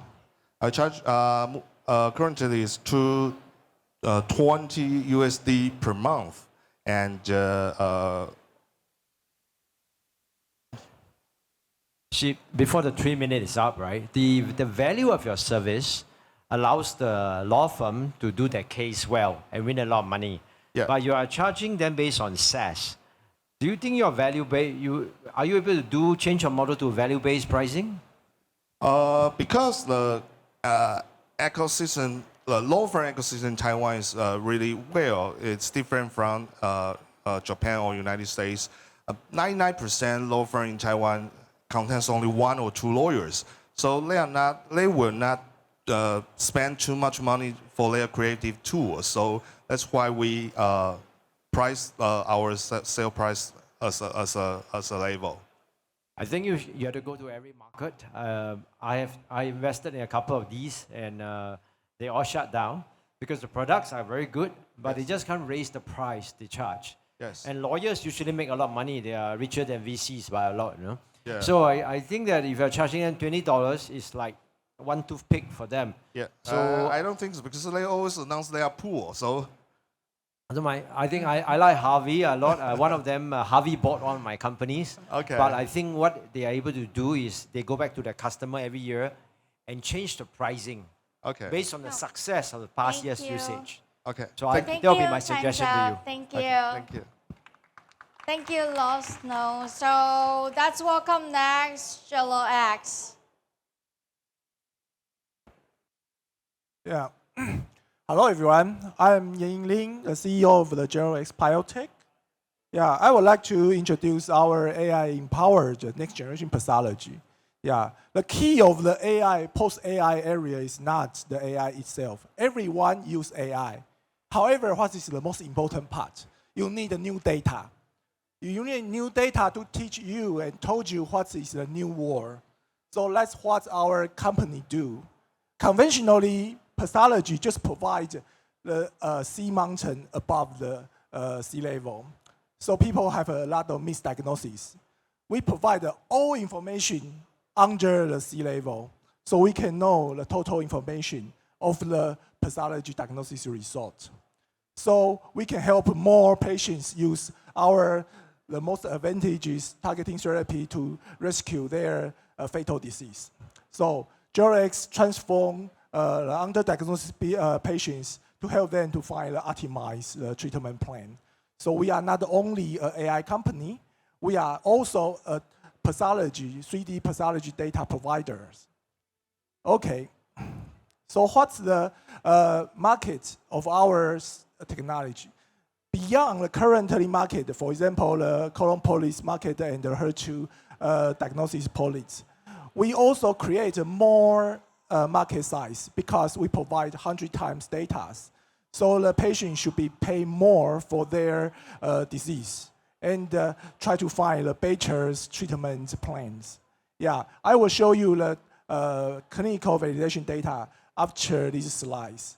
So our strategy to develop this new technology in the clinical side is that we're working with the world leader hospital to promote this kind of technology. Currently, we already signed a contract with the Mayo Clinics, the top one hospital in the world to use this kind of technology for their patients.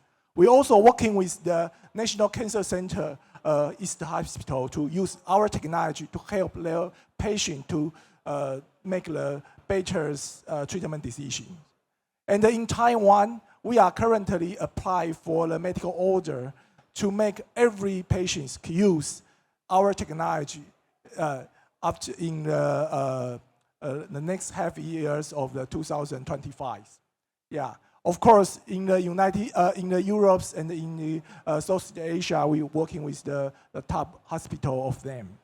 So our strategy is quite simple because it's a new technology, and this medical service ecosystem is quite strange. So we need only working with the top hospital. Okay, so what is our technology can provide more data? The first thing is that if your opaque tissues cannot become clear, you cannot see any more information. So we have a magical reagent to make the tissue become clear. So we can collect 100 times data due to we make the tissue become totally clear. And after that, this reagent already finished the FDA listing and the US and Taiwan patents. And the second part is that we use the high-speed imaging system machines to record all the images. And in the final side, pathologists cannot spend more time on it. So we can do the AI analysis to help them to do the diagnosis. After that, this tissue can repeat to use others precision diagnosis exams. Okay, this is our result, clinical result. From the hundreds of the patients, we find that the 35% of patients under diagnosis due to underestimate their risk kit. So a lot of people, although they do the endoscope, but they still be diagnosed as colon cancer after their diagnosis, their other checkup. Okay, another thing is that we also do the HER2 lows examinations. We help this new drug in HER2 to find at least 350K and 450K new patients pools. Yeah, it will create more than 30 billion treatments market for them. Yeah, so all of the patients can use this technology to help them to find a better treatment. Okay. So we have a lot of pipeline. We're working with more than 100 starters in clinics. So we have more than 30 clinical validation papers. So we currently promote the colon polyps diagnosis and the breast cancer diagnosis. Okay. So our model is based on the B2B2C, to the hospital and to the customer, or to the pharma company to promote their drug. Okay.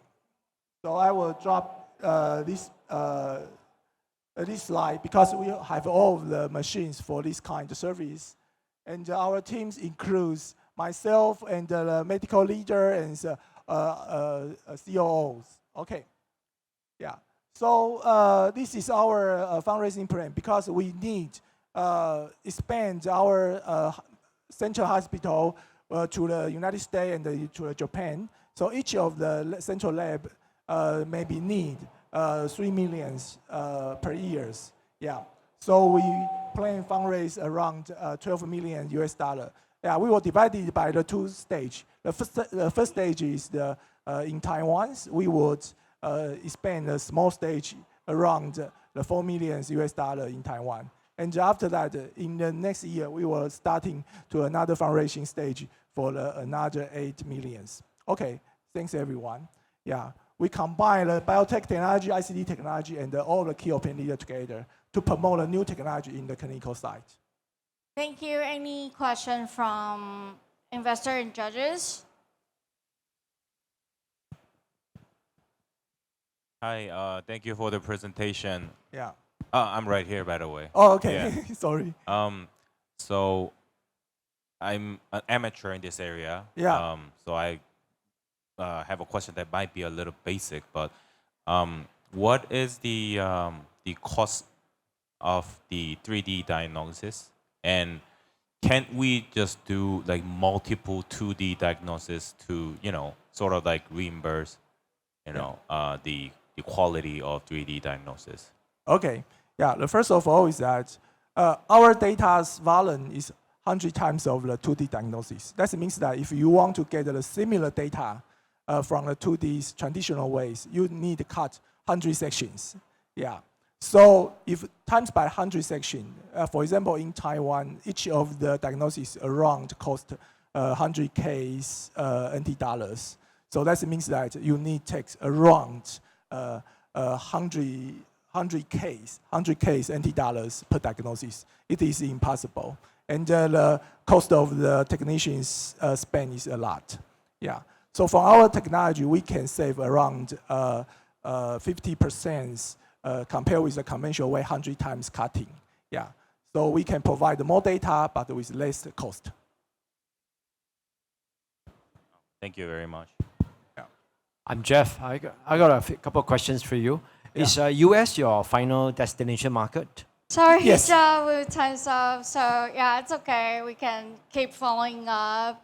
So thank you, JelloX. So let's welcome the Popchill. Let's welcome. Hello, everyone. I'm Andy from Popchill.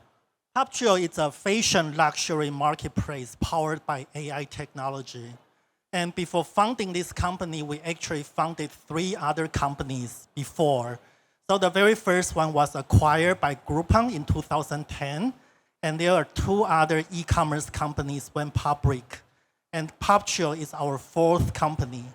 So our goal is to make every single company to be more successful than all the previous companies. And when I started this company 3.5 years ago, we did a lot of customer surveys. We tried to ask our customers what would the pain point is. Everyone told us it's about trust. It's all about trust. People don't buy online for luxury items because they are afraid of buying fake. So what we do is, just like other marketplaces, sellers can list their items, buyers can buy from them, but when an item is sold, it is first shipped to our authentication center to do authentication, and then it is shipped to the buyers. So that buyers are happy because they are afraid buying fake. So now the real item is guaranteed. We actually do two things. One is quality control. That is, we have human being inspectors to carefully to look at every item to make sure all the item matches its web page description. And the second process is authentication.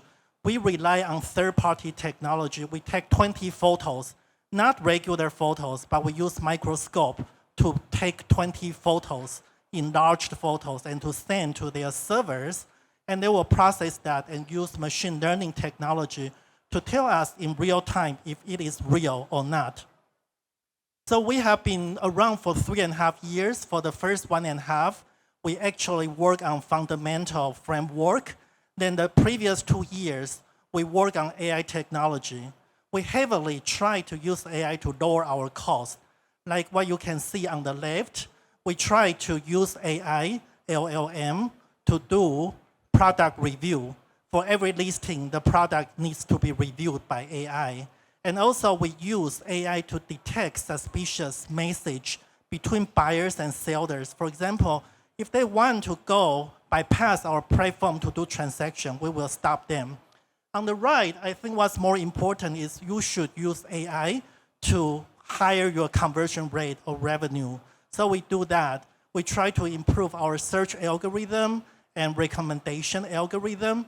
And also we do a tool to suggest the seller to list their price. The ideal price we will tell them. This is our quarter-over-quarter GMV growth. So as you can see, last year we did about GMV of $20 million US. So it's growing very fast.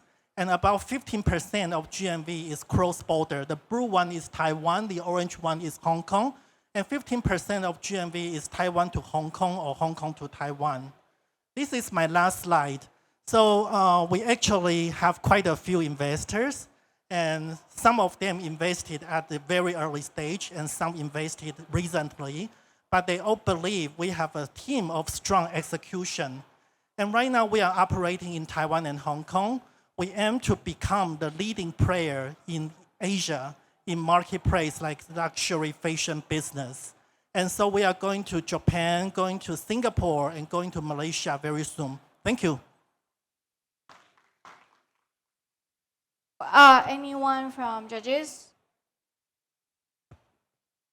Yeah, I'll ask very fast before you stop me, okay? Sorry.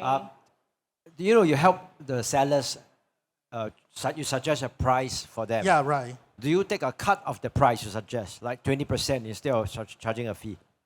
We actually try to give them a price that will be very attractive. So if we think the average price is 100, we may suggest them to list as 90 so that it is faster to sell. But you are not an insurance product. You are a validation product. You should be charging more and not charging less. Right now we charge 11% on the seller side, and we charge $15 US on the buyer side. So we charge on both sides. So we charge commission fee on the seller, and we charge authentication fee on the buyer. So do you intend to move it up, or do you have a silver, bronze, gold? We actually gradually move it up. Like when we started the company, it was like 5%, and we gradually increased to 7, 10, 11. So we just raised to 11 like a couple of months ago. And I think ideally we should go to like 15, 1.5. I think you come Singapore, you will be able to take out Carousel. Yeah, thank you. Yeah, the founders are my interns, but I think you can take them out. But you got to charge high. Yeah, we Don't need to go charge low, higher. please. Yeah. Yeah, And thanks if for you the can, advice. You can sell 10 Rolex watches. Yeah. I think then you will get the IPO. Yeah, thank you.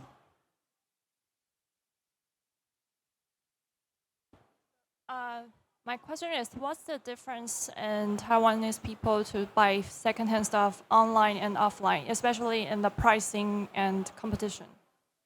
So especially in Taiwan, we have more than 100 brick and mortar stores selling luxury items. But what differentiates us from them is we have more collection. Like for normal brick and mortar stores, they probably have about 500 items to choose from. And we have 100,000. So that is one thing. And the second thing is the price is lower because most of our sellers are individual sellers.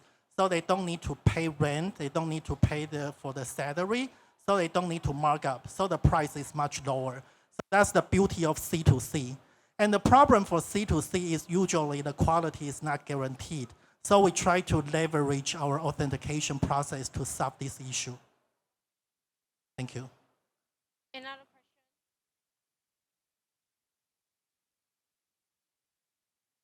Okay. Thank you, Popchill. Thank you. Thank you. Let's welcome next team. Come on the stage. Parisi V. Yeah, Parisi V. Yeah. Okay, hi everyone. I'm Ming from Pearson EV. So we are coming from EV ecosystem. So the problem we saw is that for now on, like if you are a commercial fleet operator, you want to buy an EV car for your fleet.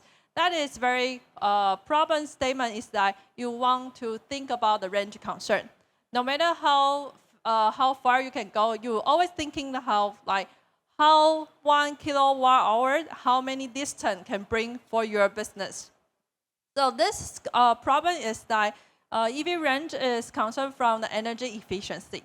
So we see the problem and then we want to solve this. So with our technology, we help the EV fleet operator to increase their range by 30%. And how the 30% can come from? So no matter it's from 2, 3, 4 wheelers, that no matter you have motor and then you have battery, we can help you for the analytic model. So we help you to have analyze your vehicle model and also battery data in real time, which means that we can understand your fleet operating, how you drive your car or how you ride your bike. And then with that, we have our own in-house proprietary AI throttle optimization model. We help you to assist your driver to have better efficiency. And with that, we can increase 30%. And with our clients like OEM manufacturing and also the fleet operator, they are all very happy about this system. And then let me introduce more about our technology. So in our real data, we can increase around 30% to 40%. And then how so? Like, what came from the 30%?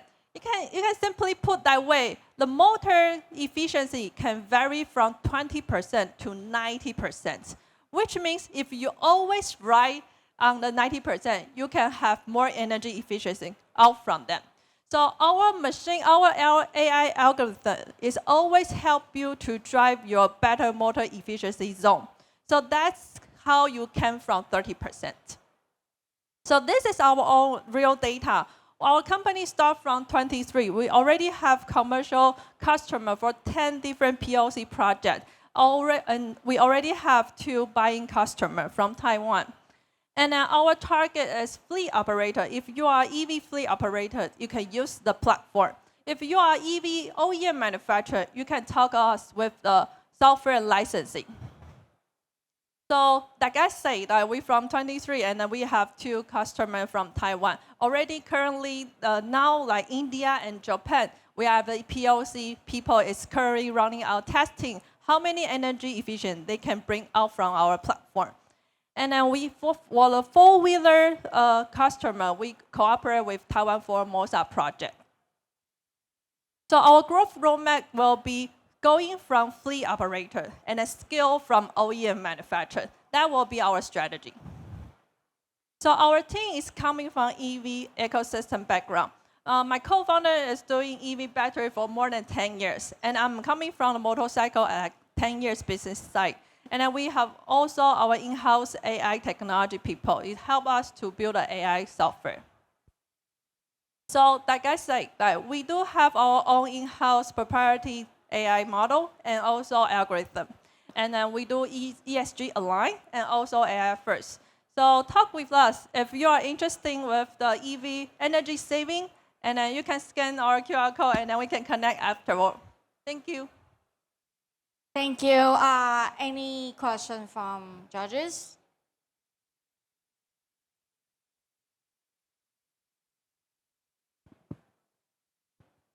Thank you for the presentation. So I guess just one question. How does competition look like? And are there any indications of OEMs trying to internalize this? So currently, we have a two-wheeler EV scooter manufacturer in Taiwan. They are talking with us for the software integrations.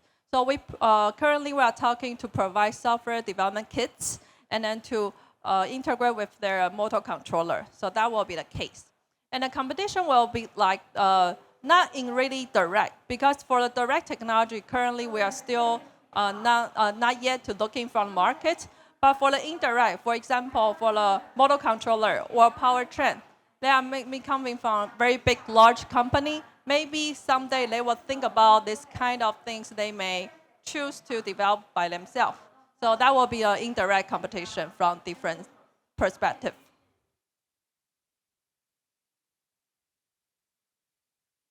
Oh, thank you, Parisian EV. Thank you. So let's welcome next team. Running tag.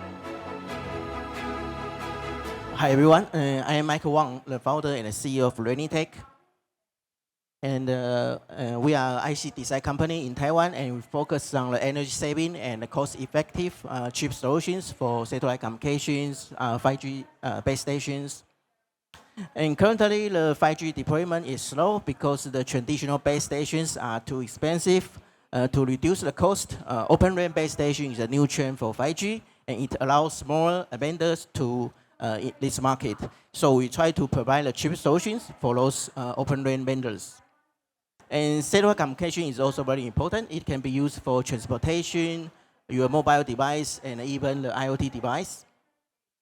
So we have two products. The first one is to provide the Open RAN base station for macro base station, regularly only small cells, and it can be used for public network. And we also provide chip solution for satellite communications like LEO satellite and the ground stations. And our core technology is mesh MIMO, which means the base station and satellites can use a large number of antennas.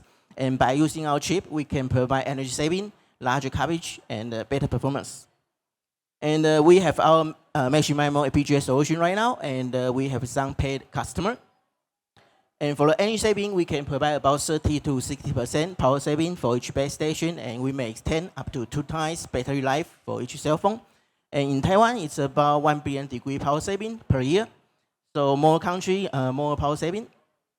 And we can improve the energy saving because we can have SNI improvement to about 9 to 11 dB. And in Taiwan, the overall energy consumption of the base station is about 2.6 billion. So by taking 50% into account, we may provide about 1 billion degree power saving. And we have chip solution for satellites and also the ground stations. And we have patents. And I also have published some IEEE journal about mesh MIMO. And for the competition, Qualcomm solution is very expensive, and their solution is not fully open. And other companies like Picocom, Max Linear, HQ, they provide chip solution for small cells. And different from that, we provide chip solution for macro base station, and we have fully open interface. And our target customer are satellite communication vendor and the 5G base station vendors, and mainly in Taiwan, Japan, US, and Europe. And we sell IP, FPGAs, and ASICs to LAN. And we are a 2 years old company, and so far we have obtained a revenue exceeding our capital, and our revenue growth last year is about 500%. And the market size by 2030 is about 200 billion for both the Open RAN base station and the satellite communications. And our achievable market is about 20% of it. And I have a PhD from National Taiwan University, and I have worked in IC design, MediaTek, and the telecom operator, Zhonghua Telecom, and also system manufacturer, ESATEC. And we founded in 2022, and we are a Taiwan company. And we have about 10 members, and we have some unique, we have experience about IC design, telecom operator, and also system manufacturers. And we have the technology of machine memo to build a technical barrier. And we also have paid POC customer right now. And we are almost confirmed a $3 million USD safe investment right now, and we may tape out our chips in 2027. And we have paid customer in Taiwan and also some partnerships with Chunghwa Telecom, which is the tier 1 telecom operator in Taiwan. And we also have some international awards like the 2 gold and 1 silver awards in APITA, which is Asia ICT competitions. And we obtained the IC Design Award in France, and the IC Taiwan Grand Awards in Taiwan. And we also joined some international accelerators like the Plug and Play in the US, and also some accelerators in Taiwan. Yeah.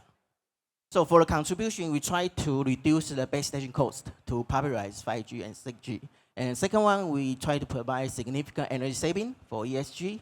And also 5G, 6G is the fundamental infrastructure for AI and self-driving car because they need to transmit a large amount of data by the wireless communication systems. And this is my contact information. Thank you. Thank you. Any question from judges? Very good presentation. I think there's a lot of opportunity, especially in the Southeast Asia region. The Malaysian is rolling out their second 5G network. We can talk about separately. My question for you is that who are you actually partnering with per se? Is it with the telecom service provider? Okay, our target customers is the base station vendors. They are making base station modules, or satellite communication vendors. They're making communication modules for satellites. But our telecom operator is our customer's customer. And we cooperate with them because we can help our customers to verify their base station performance in the telecom operator's field and also LAS lab, because the base station need to run 24 hours every day, so they need to verify the performance very carefully. So our partner, telecom operator, can help to provide such a real field test. Yeah. Are you selling to people like Ericsson, Nokia? Okay. Nokia and Ericsson, they are typically the traditional base station vendor, but we focus on the open RAN base station vendor. They can have much more vendors rather than Nokia and Ericsson in Taiwan, like WNC, Foxconn, Wistron. They are all the base station vendors for the open RAN ecosystems.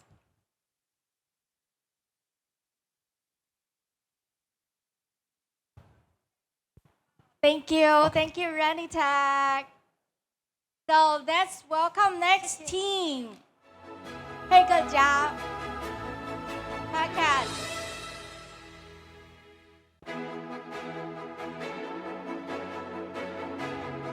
Sorry, got lots of props. Okay, so let me ask you a question first. Who sitting here has been annoyed by the abandoned cardboard box at your house? Please raise your hand. Thank you, I see one. Okay, so you hate cardboard box, and so do many customer and enterprise. So I'm Chris, I'm from Package Plus, and I'm the co-founder and CEO of the company. So today, let me show you how we're gonna revolutionize the way of package with this magic box. So this is the package being used, and that's terrible, right? And what's even terrible is we see in Taiwan only, there are 3 billion single-use packages are consumed every year. And unfortunately, it's kept growing. So it's combined together equals to 3,000 Taipei 101's height. That's crazy. And we even look at the global market, and it's bigger. But it also brings a huge opportunity if we can solve this issue. So in Taiwan right now, it's still a big blue ocean. The market penetration rate right now is less than 0.1%. So that means still a great potential for us to work on. So we want to turn the package from the left-hand side to this, the circular packaging solution, which can be reused for more than 50 times. So our mission is to replace every single-use cardboard box on the world and help the company to lower the CO2 emission and also the packaging costs. So we call it Package as a Service, PaaS. So what's the value for clients? It's more durable, of course, 50 time of usage averagely. And it can generate 50 to 80% less of carbon footprint compared to the traditional cardboard box. And it's like 10 to 15% less for the cost. And also, it can fit the regulation needs, PR, marketing, and also the ESG supply chain trend. So currently, we serve more than 200 clients across different industries, including leading companies like Shopee and TSMC and its own supply chains. So how does this actually work? So in the old way, every cardboard box has been abandoned, and we call it recycling, but we're not exactly using the same one. But in the new way, every boxes can be circulated for more than 50 times after cleaning and return. So that's an all-in-one solution. So more specifically, we offer an all-in-one solution integrating manufacturing, shipping, logistic, cleaning. And we track the data of carbon footprint and provide the data to the company and the clients so that they can reuse this data and into their reports or to track the carbon. So we also offer the data tracking dashboard and platform like this, so they can easily filter like from which time, from place A to place B, which company, which place, which product inside, so they can track all this data. And our current business model is through leasing and by usage. So it's more like the business model like the SaaS. So they keep using by the usage. So once they become your customer, they're gonna leave you that easy.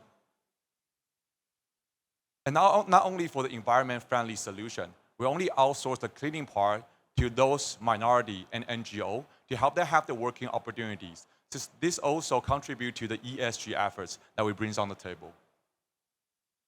And we have the big moat to prevent the competitors from entering this market. First one is first mover advantage. We already have 6 years experience of the circular packaging old solution. And also, we already locked in the strategic client like TSMC and Shopee. So this is very important because it takes very long time and effort for the POC and to acquire this collaboration with these clients. And also, we already have more than 200 clients. So that means we have the lower unit cost due to the platform effect. And we have been growing very fastly, and we foresee the huge growth in the future for 2 or 3 years due to the policy and also the ESG trend. And we also trying aggressively to expand to other like regional market because we see the same demands from the regional, from East Asia to Southeast Asia. So this is my last slide. So we are now fundraising for 4 million, and will be used in the market expansion, software product development, and also for manufacturing the product itself. So act now to reduce carbon, and thank you, everyone. Any questions? Hi, Chris. Nice to see you again. Hi, Raymond. Same question. What's the problem that you're trying to replicate in the Southeast Asia that you're facing the challenges right now? Can you share with us? Okay. So there are 2 facts, or we can say insights from the packaging solution. So using cardboard box as a package is a very traditional way. It has been existing for several decades. So, but this become a huge wage. So actually every country that I've been to, they are trying to do something to reduce the carbon coming from the cardboard box. So the first issue we're going to solve is to help them directly to reduce the carbon footprint, of course. And also the cost, actually, they have the range or gap that is possible to reduce. For example, cost for these cardboard boxes cost about like 80 cents of USD. And through the economic of scales, actually we can lower the price to be very competitive. So they can also save the cost for packaging. So of course, for different markets, they'll be different. But at least we see for carbon, the ESG trend, and also for their exporting, they need to fit the regulation for example, EU standard. They need to do that. And also, they ultimately, they want to lower the cost. Yeah.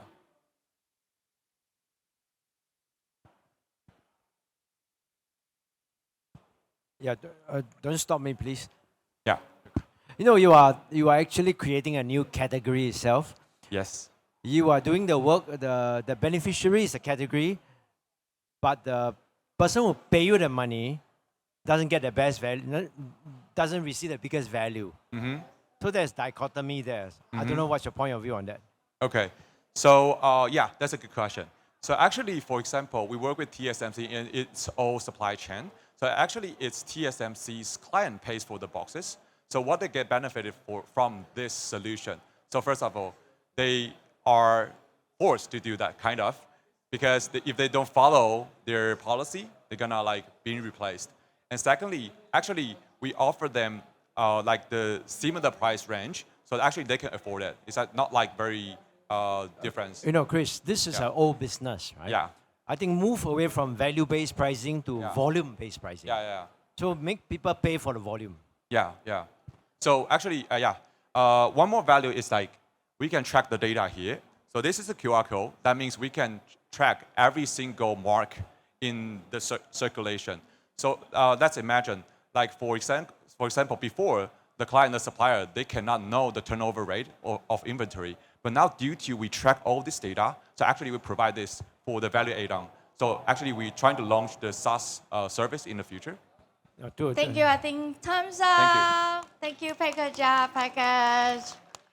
Okay, this is all the 10 Oh, okay. Time's up. Okay, before we move to next session, I would like to appreciate and say thank you to all the participants, and most important, supported by SMEAs, Zumi, right? And all the investors from overseas and all the attendees and all the startups. So could I invite all the teams come on the stage and have good photos, like Dentall, FunNow, Is Collabs, Kiwi New Energies, Lost Notes, JelloX, Popchill, Horace the EV, Tag, and Packed Up. It's not a competition. It's a demonstration to Taiwan's dreams to all over the world. So you can see the energy from Taiwan, from lifestyle, IC design, ESG, and health tech.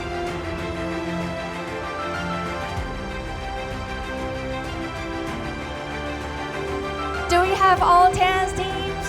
Yeah, let's come on the stage. Good show. And we will, following up, not only the 10 teams from Taiwan, we will support all the Taiwan teams to extend the global markets by Taiwan government. So please give a plus to all the Taiwan teams and all the participants today. Thank you. And I would like to invite all the investors. We invite to the VIP room because we are gonna move next session to one-on-one run table. So I'm gonna asking all the attendees to move to this venue. So the 工作人员 will support it.